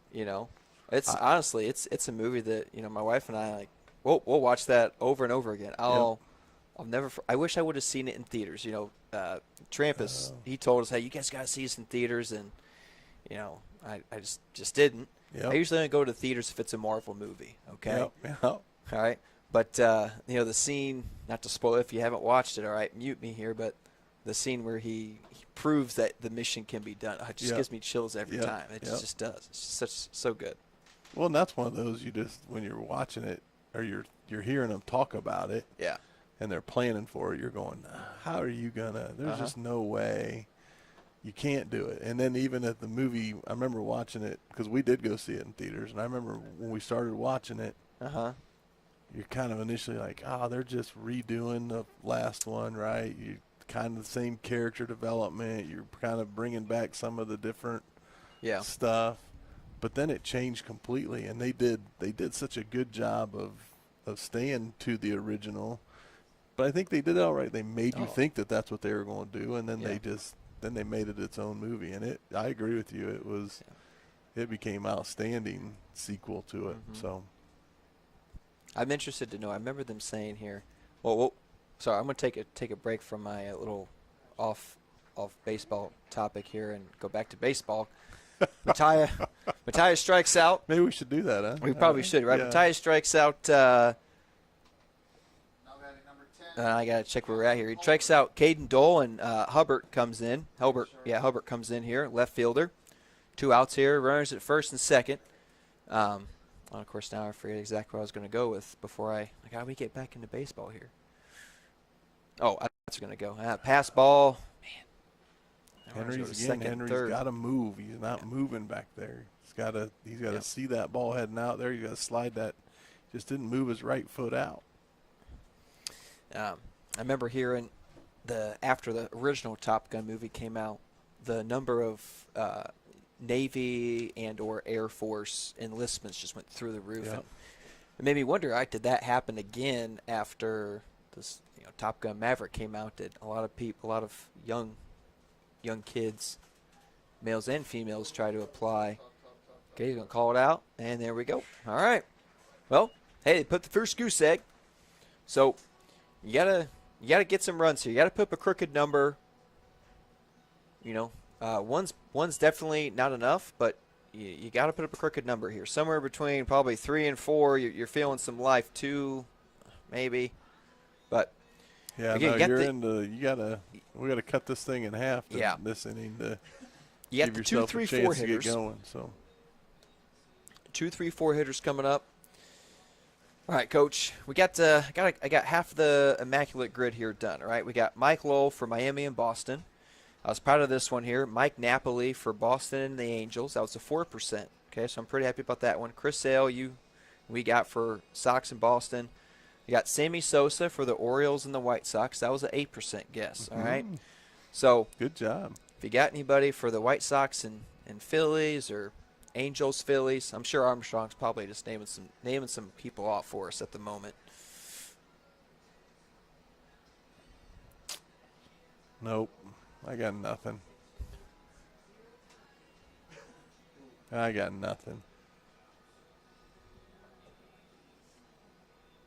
just trying to think back to all the years of playing MLB The Show or MVP baseball and knowing every player on every team, every position. And well, I think Ron Say was a Cub.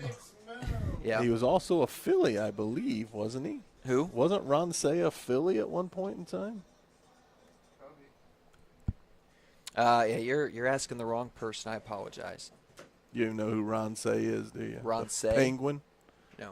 The sorry. Penguin, Ron Say? I don't. That was my first baseball glove. Why did they call him the Penguin? Was he short? He was. He kind of ran like a penguin. Yeah. I'd look it up, but my phone's dead. Kalen hasn't offered me her charging cord yet, so. Okay. Right. Oh, okay. A nice shot by Moon to the gap, left center. Oh, gap. there we go. Yeah, we got a double here. One half to the wall. There we go. Coach Laniger's showing me whoever you just mentioned. Ron Clay, is that what you said? Ron Say. There you go, Ron Say. You can't. So I apologize on the butchering there. Look, we're not going to play this game if you don't know the history of baseball. Oh, hold on here. Okay. Pete Rose, did he play for the Phillies and the White Sox? I don't think so. I did see I was just kidding. I do know that's not true. I did see he got taken off the ban list for the Hall of Fame. He did, yeah. So regardless of how you feel about that, Shoeless Joe Jackson, he was a White Sox. Yeah. Oh, yes, he was. Let's put him in. He was a White Sox and Orioles guy. Let's put him. Shoeless Joe Jackson. He was a White Sox Orioles. Well, I already put in Sammy Sosa there, so I can't. I'm sorry. I think that's wrong anyway, but I was just guessing. I appreciate that. Most of my there we go. There's a shot in the gap. We got some life.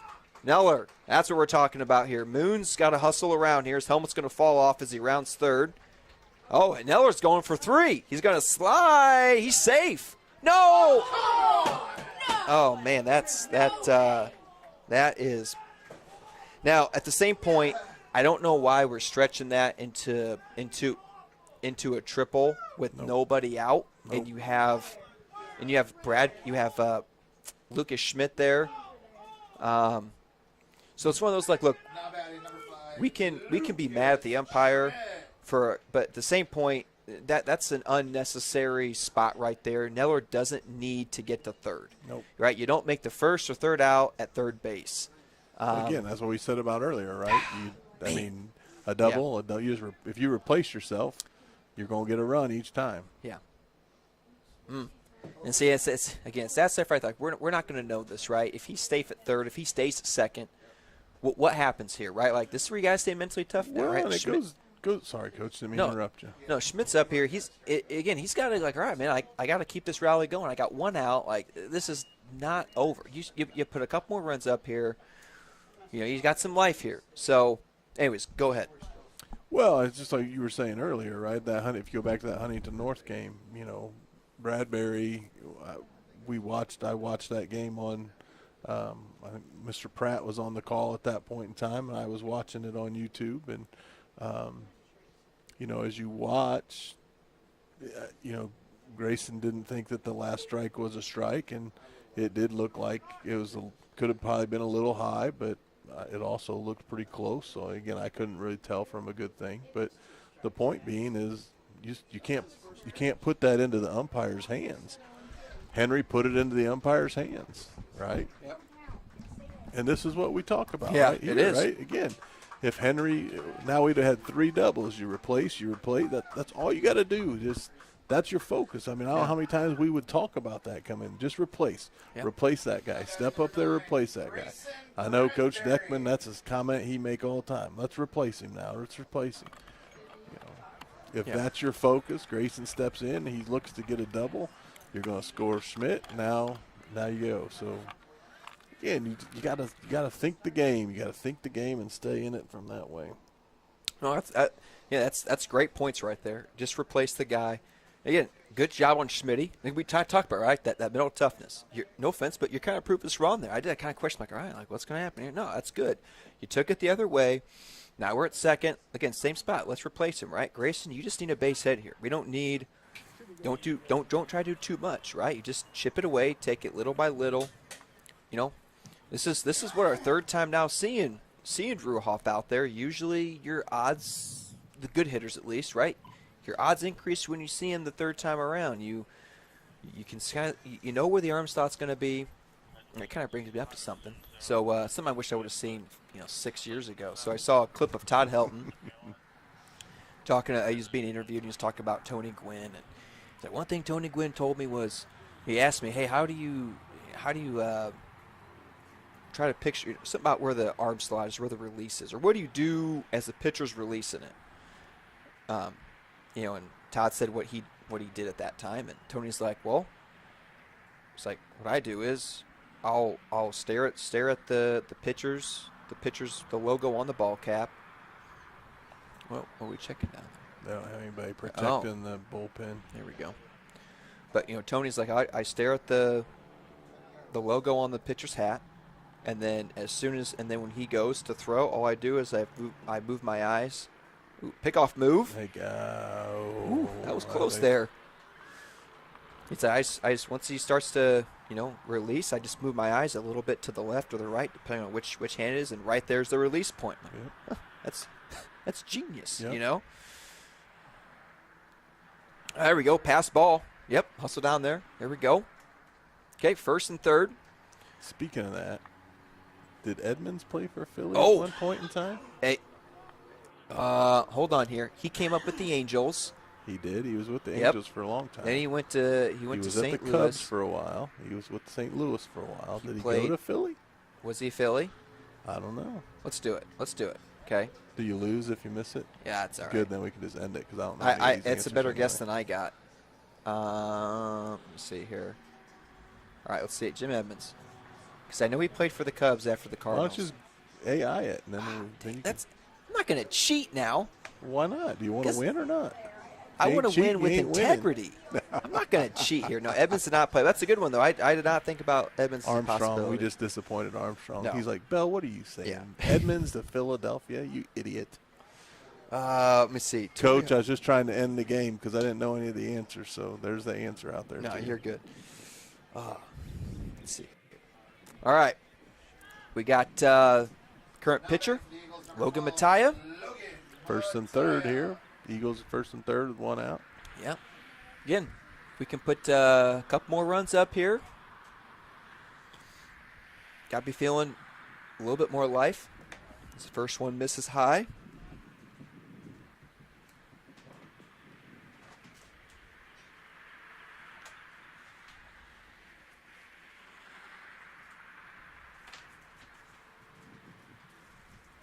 Oh, Phillies and Angels. I'm pretty sure Joe Blanton played for the Angels. I know he played for the Phillies. Yes. Oh, look at that. And the throw. Oh, that is high. Sailed that one in. What we got here? Would we have a balk or what do we have here? Okay, umpire looks like he was giving us a signal there for something. All right, there we go. What happened? Okay, 8-2 here. Again, we scored 2 more runs. Now we've cut it in half.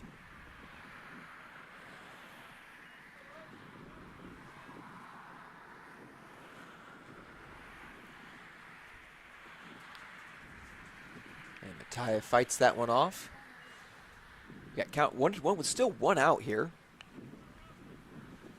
All right. So my guess of Joe Blanton, only 2% of people guessed Joe Blanton. So I feel pretty good about that one here. I thought you got it wrong. Well, I guessed if you got it Edmonds. wrong. You can guess over and over again. Oh, you can. You get 9 guesses to fill the grid. Well, you got Mrs. Warner down there. She's a wealth of baseball knowledge. You should have asked her. Well, Of course, she is a Reds fan, so I'm sure anybody that's a Reds fan is a wealth of baseball knowledge. But. Right. All right, here, Mattia's up 3-1, and he shoots one right up the chute to the second baseman. All right, here, so Logan Fry. Get some good contact here, get a chance for Grayson to score from second. Now batting, number 19, Logan Fry. Ooh.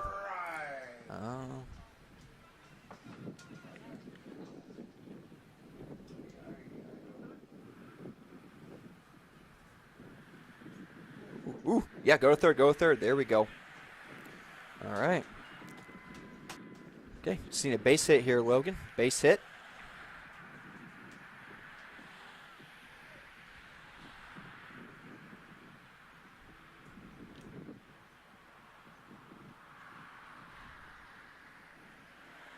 Ooh. Okay, White Sox and Philly here. I'm pretty sure Freddie Garcia played with the Phillies. I could be wrong here. Oh, I was right. 2%, baby. 2%. Fry swings on the outside pitch. It's a 1 ball, 2 strikes. We get a base hit here. Fry calls timeout. Umpire doesn't give it to him. Wow. Strikes him out. Yep. Whew. Umpire does not have to give it to you. You can't step out. We're just. You kind of said it. We're giving the umpires a chance to. I don't not take it away is not the right word, but we're giving the umpires a chance to have a factor in the game. Like you can see, Grayson's visibly upset out there. Schmidt's trying to. Right, you can't step out until you hear the umpire say time. You can't. Yeah. Again, whether you want to think that you're right, well, I call for time. It doesn't matter. You can't. Right. No, you can't step out. Yeah, they changed that rule a couple years ago, right? In an attempt to speed up the game. Yeah. That's one of the things they did to speed up the game, and kind of with staying in the box with your foot and that kind of stuff too. So, yeah, and it's one of those things where the Eagles need to look back at this and look. It's like that winners train, losers complain. After this game, we can't look back at it and go, "Oh, the umpires robbed us." No, they didn't. Did we give them a chance to Did we give them a chance to alter the game? Yeah. Yes, we did because we're against one thing if it's a bang play at first base. That's another thing, right? But again, taking that extra base from going to second to third, stepping out of the box. Yeah, it's just those things that you can't give them a chance to influence the game. Because again, it's a human aspect. It's going to happen. Unfortunately, Leo has not given the umpires a chance to affect the game. They have not. No. All right, here.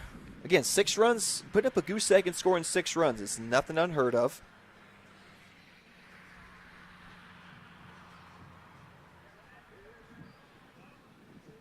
You know what they're going to have to do with this immaculate grid. So they have one for baseball, men's basketball, women's basketball, football, hockey, and soccer. If you give me a football one, I could get the Okay, we can do football here in a second. But they're going to have to do one for college sports because they switch teams as just as often, if not more. NIL right? version, that's right. That's what they're going to have to add here. All right. Well, in a second here, we'll give you a chance to do some football here as a shot. Ooh, it's fair. Oh man, and that again is what it is, right? You can see Wilkinson's kind of like, are you did not like that call? Okay, so they're going to have now this is interesting. They're just going to go talk about it. And I don't see. Okay, so umpires have a conversation. Okay, they had to call it foul. Okay. So this is what's interesting.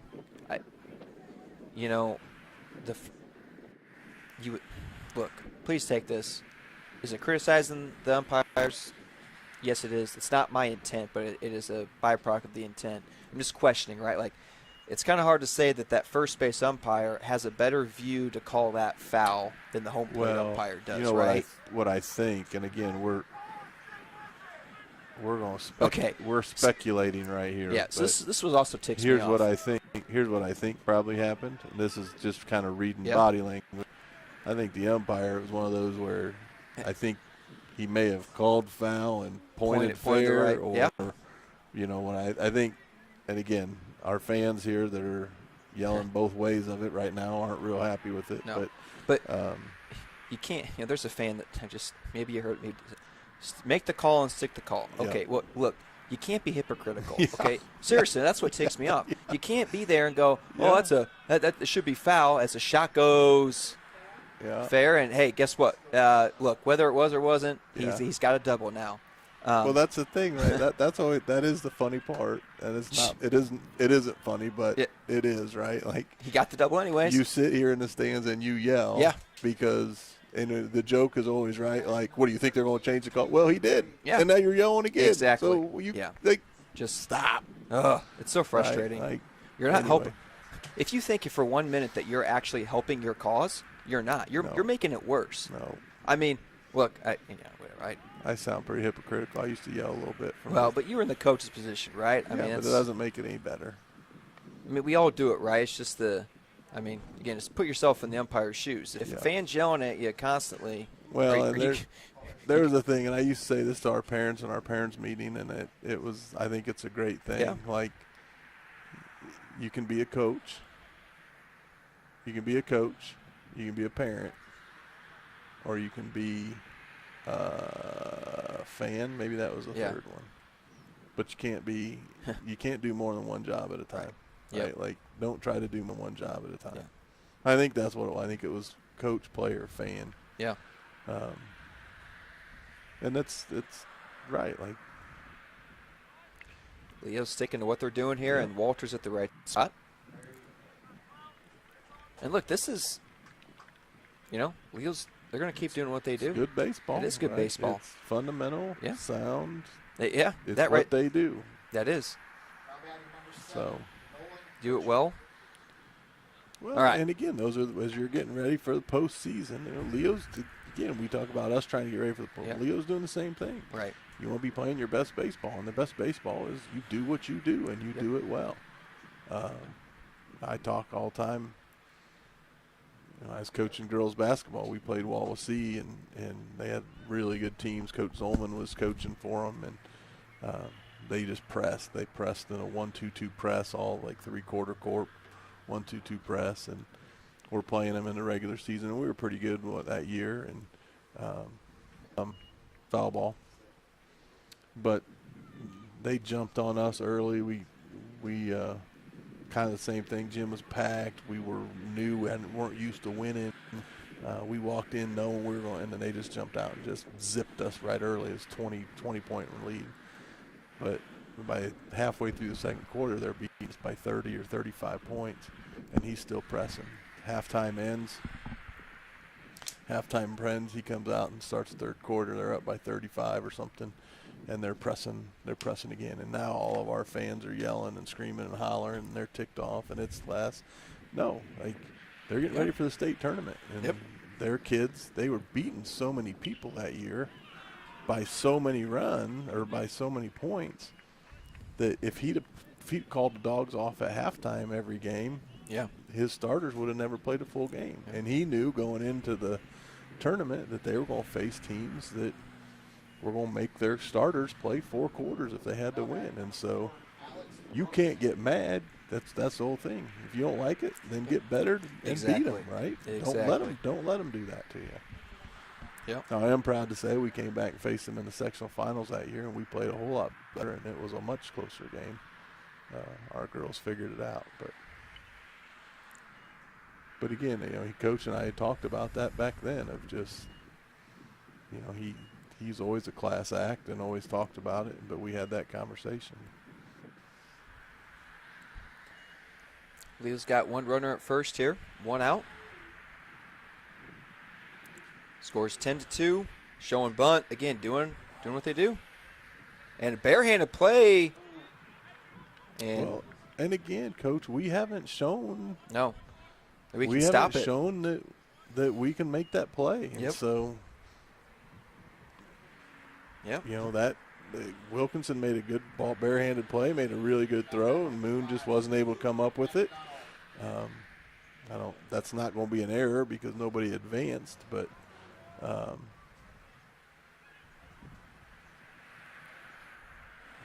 lost our scoreboard. Yeah. Olivia Palmer's over there kicking the cords and knocks the scoreboard out.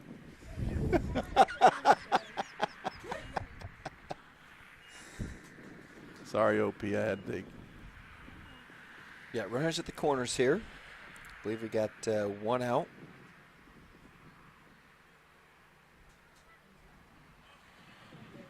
Matai looks in. Gets the strike on the outside corner. All right, Coacher. We'll give you a look here, and then when we go to the next half inning, we'll give you a chance to fill the football immaculate grid for us, all right? Sorry, there's no Dolphin teams on here at the moment. I thought maybe we'd talk about the schedule came out last night. Oh, it did it. I did not see that. Dolphins play the Colts at Indianapolis first week of the season. Okay. We were a little disappointed in that just because first week of the season, Colts fans still think their team has a chance to be successful. Well, hey, at least first week they're not going to sell their tickets. First week of the season, Tua should be healthy, right? Yeah, well, that's the other thing Brady said. We might actually get a chance. He'll get blown up in the preseason or something. Yeah. I did find it. I didn't really know this until I saw the video years ago. But when they built Hard Rock Stadium, again, it's just it's used to be Joe Robbie Stadium. Oh, did it? The record, yeah. Okay. And then it was Pro Player, and now it's Hard Rock. Okay. Thank you for the history. Yeah, you're Our welcome. fans appreciate it. Yeah. Well, I know you're not old enough to know any of that either. So. No, that part I'm not. But when they built this, again, just a great example of thinking about home field advantage. But when they built that, the visitors are right in the sun almost the whole time. That's genius. Like I never would have thought about that when building the stadium. Like that's genius. Yep. It's one thing you'll never know. Like how many wins over the years have they won? Not because of that, but that did play a factor. Right. And there's a shot to shallow center, and Walter's gonna catch it, and he's gonna hold it. Nice job at the third baseman taking a couple steps and making Walter make a decision. So there's 2 outs here. We got the top of the 7th. We got the 4-hole hitter, Landon Ruhoff, pitcher. Again, he's had some deep shots here. He had the RBI double in the 4th inning, and then he had a deep fly out that Zach Berry made a nice over-the-shoulder grab in the, I believe, 6th inning.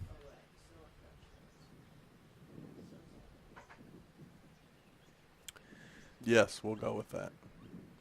And runner take. Ooh, there's a fake steal, and Barry's gonna get another chance here. Nope. And he's gonna watch it go.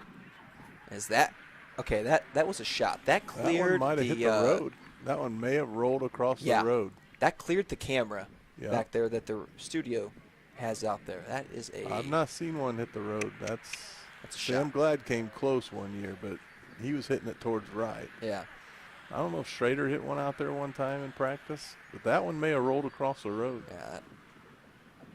That Yeah, was that's a shot. 3-run shot there. Whew. Now batting number 6, Patrick Drudy. Oh, the Browns' first-round draft pick. That's Tim Couch. Nobody will go Tim Couch. Couch. Yeah. Okay. Tim Couch. Okay. From 99 to 2003. Is that right? I don't know.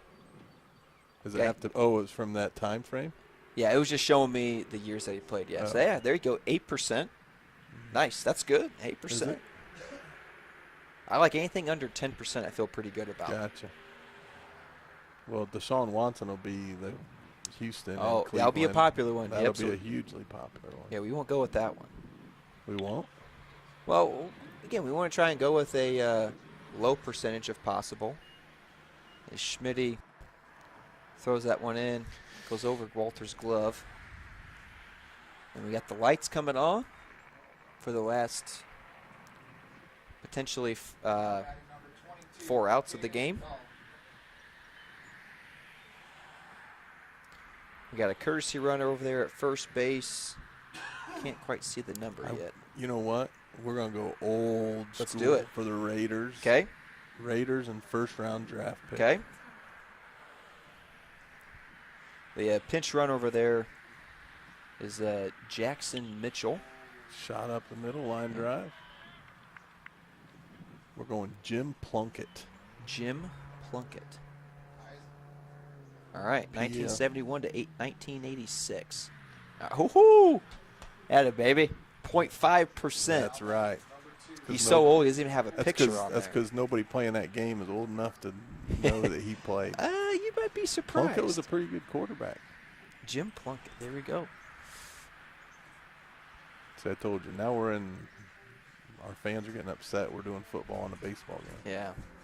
Well, That's what you talk about in a 12-2 game, though, isn't it? yeah, that's, yeah. We're, All right, Maurice Jones-Drew. oh, there we go. That's a good one. Jaguars, Raiders. Yes, there we go. MJD. He played for both, didn't he? I think he played for both. Yeah, I'm pretty sure you're right. Yeah, Maurice Jones-Drew. Yep, that was a 34% guess. But, yeah, that was a good one. That's been a while. Yeah. That's a good guess. Oh, that's Pretty good. high, though. Raiders and Texans.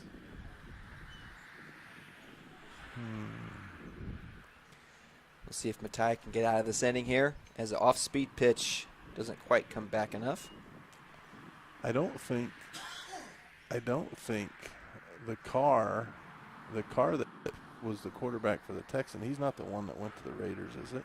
No. Wasn't the car that went, it was his brother that played for the Texans. Is it David? Is that David Carr? Yeah, David played for the Texans and Derek played for the Raiders. Raiders. Is that right? Yeah, he just retired the other day. Yeah, because of a shoulder injury. Yep.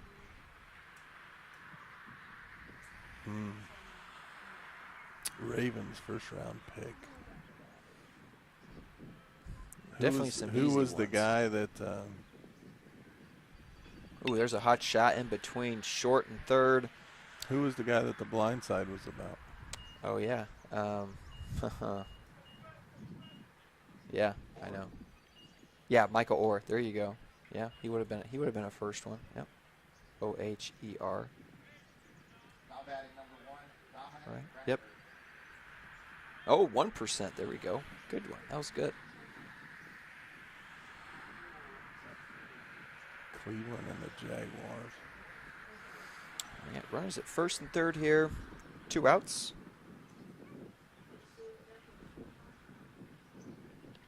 Matai strike over there to start the at bat. Looks like the JV Eagles game has come to a close across the diamond.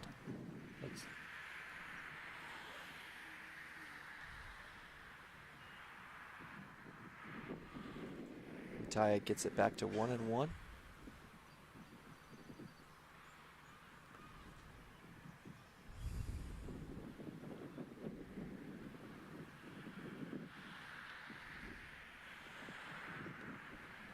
He's going to miss there outside. Count goes to 2-1 here.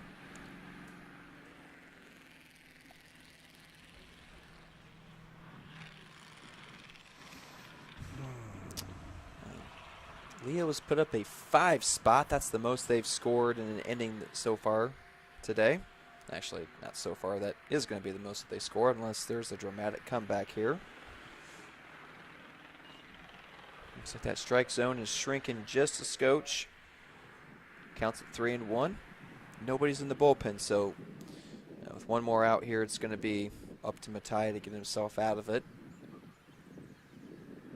Freshman Walter's a freshman. They got up playing today. Loaded up the bases with that walk. Yeah. All right, here we'll see for the Leo Lions.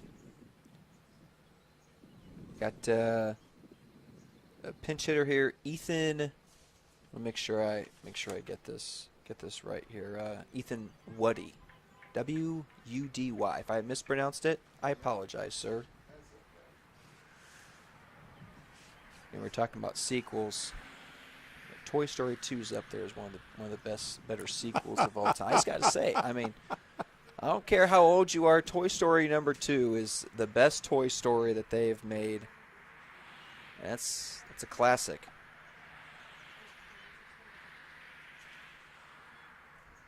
All right, we got Coach Huffman's going to take a little slow walk out there. Infield's going to come in.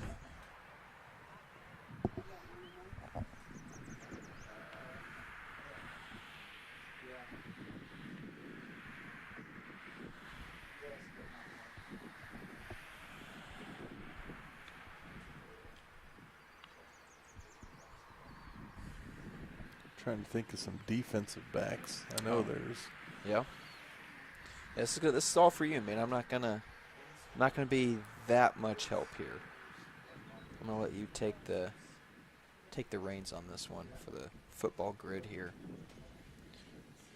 Home plate umpire is gonna come out and try to wrap this meeting up here.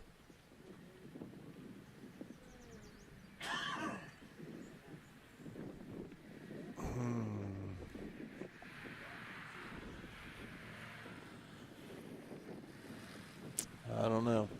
I just don't know, Coacher.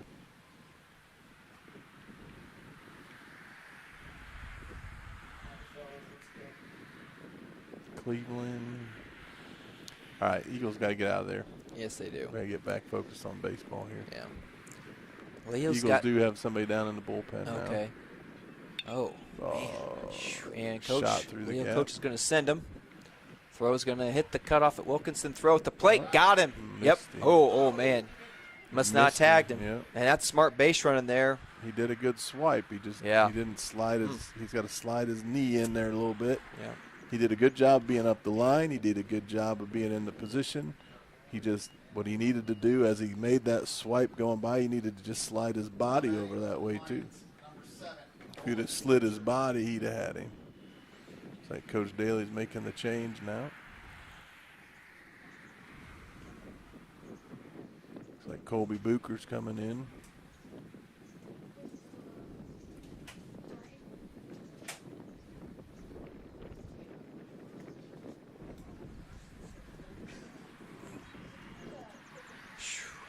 Man, this is, yeah. You're going to see it's stuff like this. This is where I love sports, right? Like, this is where sports is not like, if you put your kids in sports, it should never be about, I want to give them to sports so they can get a scholarship, so they can, do that. Like, it should always be about, I want them to learn life lessons. And what the Eagles are all getting here, right, is it's life. Like, life's not always going to go your way. And when life isn't going your way, you got to find a way to pull it together, and just you got to get through it. And the rest of their season here, this is probably hopefully this is the lowest point that they get, and they can kind of bounce back.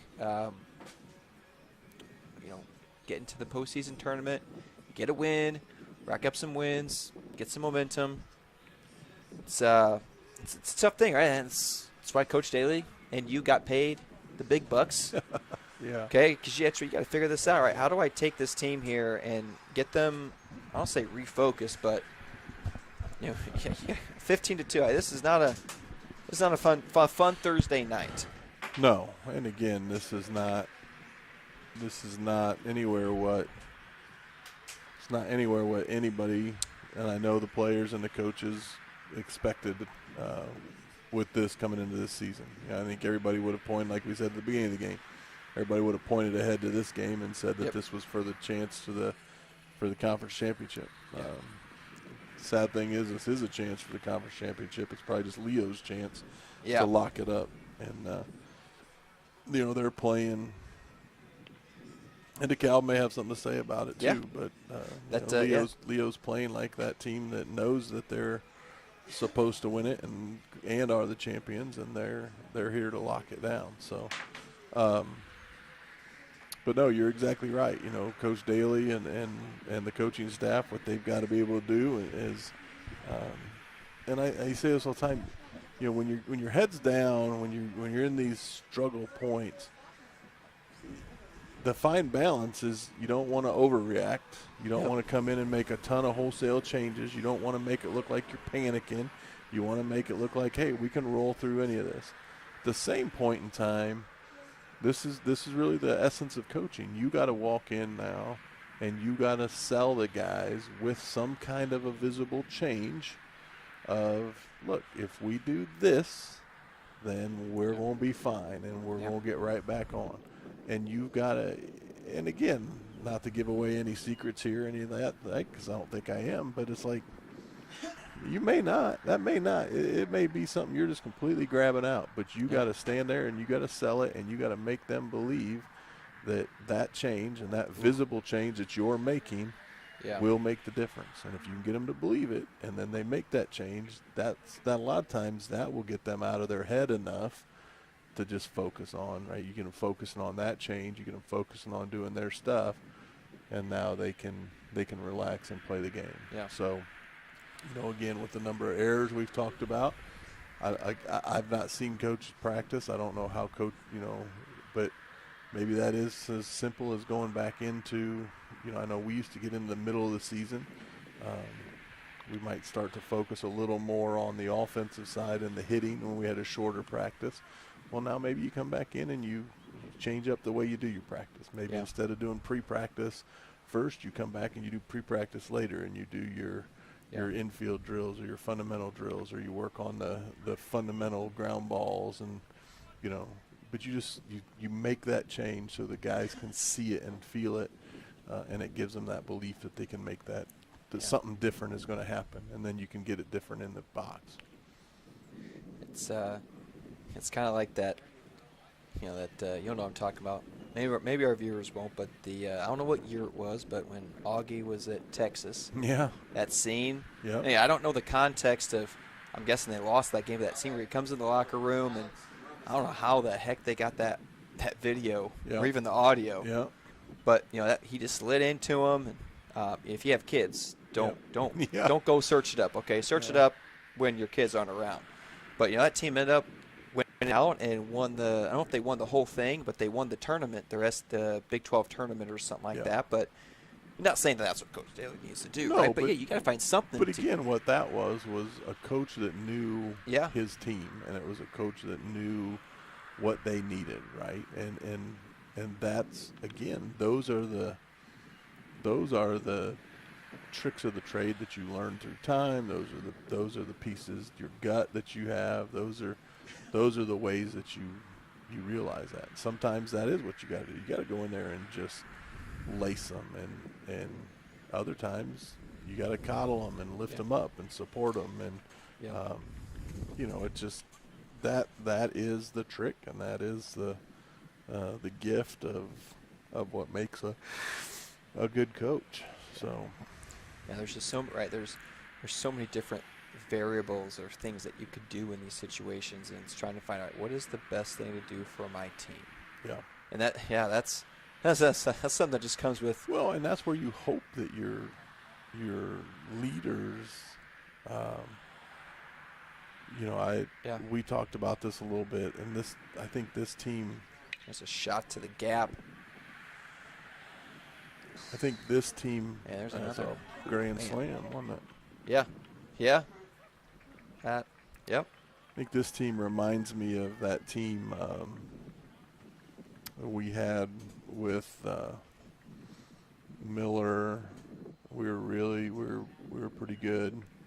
We had Miller, we had Their senior Brady, year. Yeah. And Yep. you know, the conversations we used to have with them all the time was they were really talented players. They were really good kids. Everything that we wanted. The thing that we were always concerned about going into that season was who was going to be our vocal leader. We didn't have anybody that was a vocal leader on that team. Yeah. We had a lot of guys that go out there and work, and a lot of guys go out there and grind, but nobody was going to grab that team. And again, I think when you look at this, and again, I don't know the complete dynamics of it, but you know, Schmitty is a great player. And that should be the third out here. A great young man. He gets it. Schmitty kind of is a quiet guy that takes care of his own job. Yeah.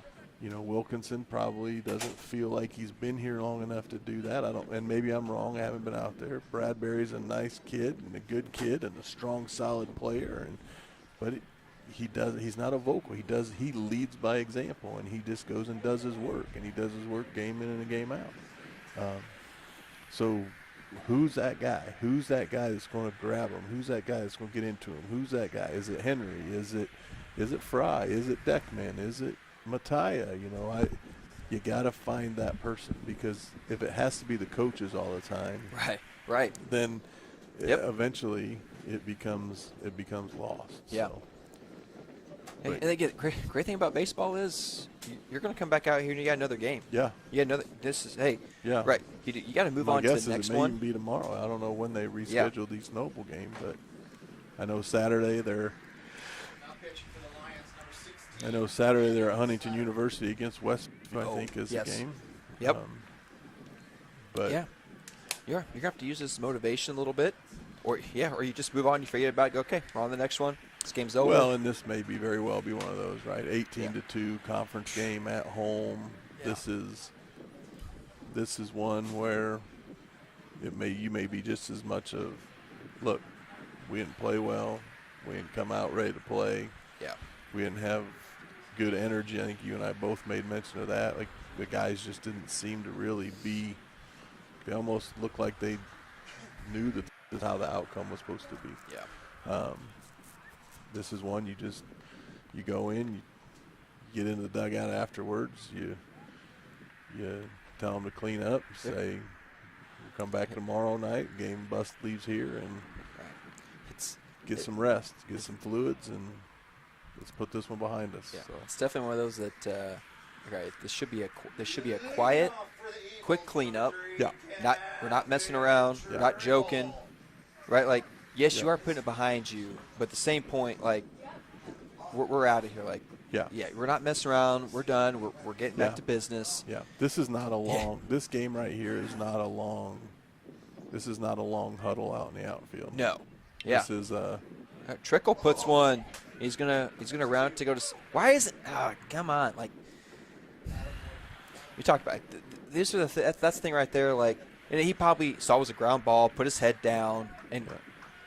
So what I was going to say, what I was going to say, I'm not going to say because I see why he did what he did. 13, Zach Perry. All right, here, Zach Berry.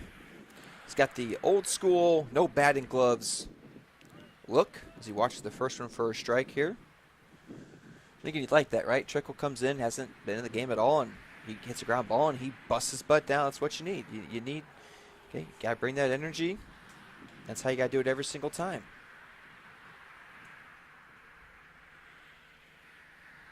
And not all opportunities are made equal, so when you get those opportunities, you got to do everything that you can. So he takes off, and he should be safe as that throw is wide to the left. Is that a new catcher behind the plate? Looks like he's a little taller than the other guy, but maybe it's because I haven't been paying attention. I can't tell the number at the moment. Let's see here. 6 or 8. 6. Yeah, so it's still the same Still the guy same back guy. there. He did get that. He took that foul ball off his hand, and ever since then he hasn't thrown as well. So Yeah. wonder if that hand's swelling up a little bit. Well, there's that one he needs to shoot down the right field line. That's, again, Barry's got to realize that's his power. He got to look for that pitch and punch it that way.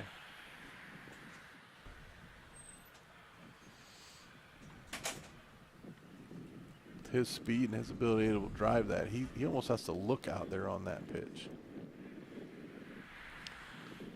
Trickle takes off for third, and he's going to be tagged out. Oh, wow. Okay, I clearly called that one before even, because he was out. You're yeah, right. he was out. he was. I sorry that. All right. Yeah. Whew.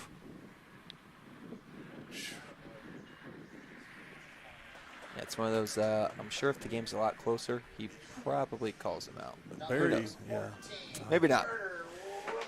Maybe not. Barry let a couple of those go that looked to be pretty close to the same spot that he called that second strike at. So those are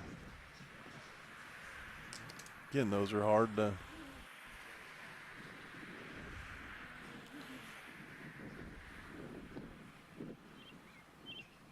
There's one right up the chute. It's going to be shallow left center. Shortstop Camps hauls it in. Wilkinson goes out in the first pitch. I think he pulled off of that one a little bit. Didn't drive through it. Kind of seemed to pull off a little, which has got it popped up there.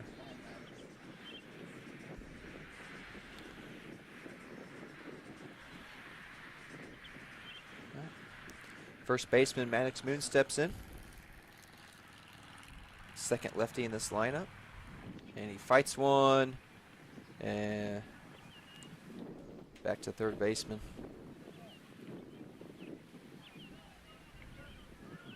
And right, Henry Neller's going to step in, see if he can keep it alive. 2 outs. Now batting number 7, Henry Neller.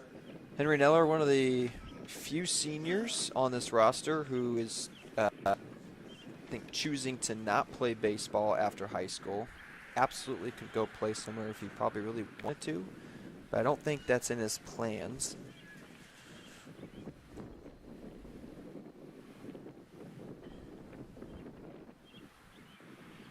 Puts a hot shot. That's fair. That's going to score 1, maybe 2. We'll see. Coach Davis is going to hold him at third. Wise decision there. There's a nice shot there for Neller. The Eagles get their first run of the inning. 2 outs as Lucas Schmidt steps in here. Excuse me. Now batting Yeah, number Lucas 5, Schmidt steps in. Lucas Schmidt.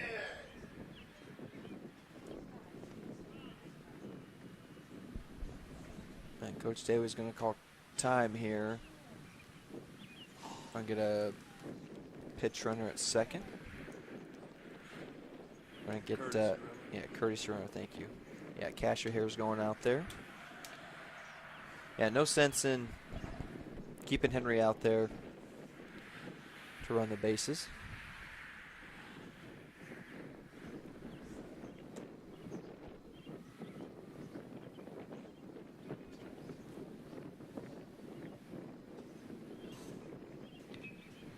Cash will tell you that he's out there because of his blazing speed. He is lightning fast.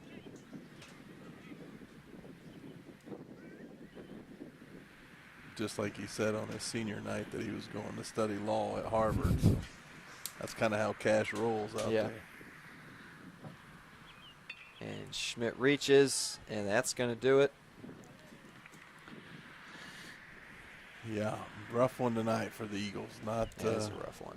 Definitely not what we expected. No. Not what No. I don't think anybody was expecting. Disappointing. Disappointing. Yep. I know coaches. I know the team feels that way. Just not what you want to put out there this close to the end of the season and in the conference game, as we said. So hopefully the Eagles get their heads back up, get back in, and start a streak. If they get a streak started going into the second tournament, that's it. Now our focus needs to be that way into the third season. So see we can kind of get your offense rolling, get your defense back to being solid. Yeah, they need to come in and play some work on their fundamental defense stuff, right? And I'm sure Coach Daly will get them doing that, and they'll be good to go. So, team's heading out to left field, kind of walking across the field there, heads down. again, it's just Hey, this is a frustrating one. So. It can, two ways you can use this, right? It's a great quote. You can adversity. If you use adversity right, it can take you somewhere that you couldn't have gone otherwise. Yeah. So we'll see what they can do here. So, well, hey, Coach Bell, thanks for joining me. Oh, Coach Ambrose, it's always fun. We'll hopefully we can get some more games next year. Yes. We'll have to work into our schedule. It's been fun. As long as Mr. Glaza feels like, I know he does a good job of giving us some, we ask him for some good advice. He loves to give us good advice. Yeah. So he's a legend behind that radio station of teaching us how to, we're blessed to have some legends around here in the radio. So yeah, we are. Yeah, lucky to have those guys to show us how to do it. So yeah, again, I appreciate the opportunity. Appreciate all of the students that do a great job up here as well. Yeah. They forgot to kind of give them a shout out there during the game a few times. So yeah, thanks for all the hard work they do behind the scenes. Thanks for you guys for tuning in. Hopefully tune in for some other home Eagle baseball games and can hopefully see them make a deep tournament run. I'm Jared Ambrose. This is Rob Bell. Thanks for joining us. Have a good night.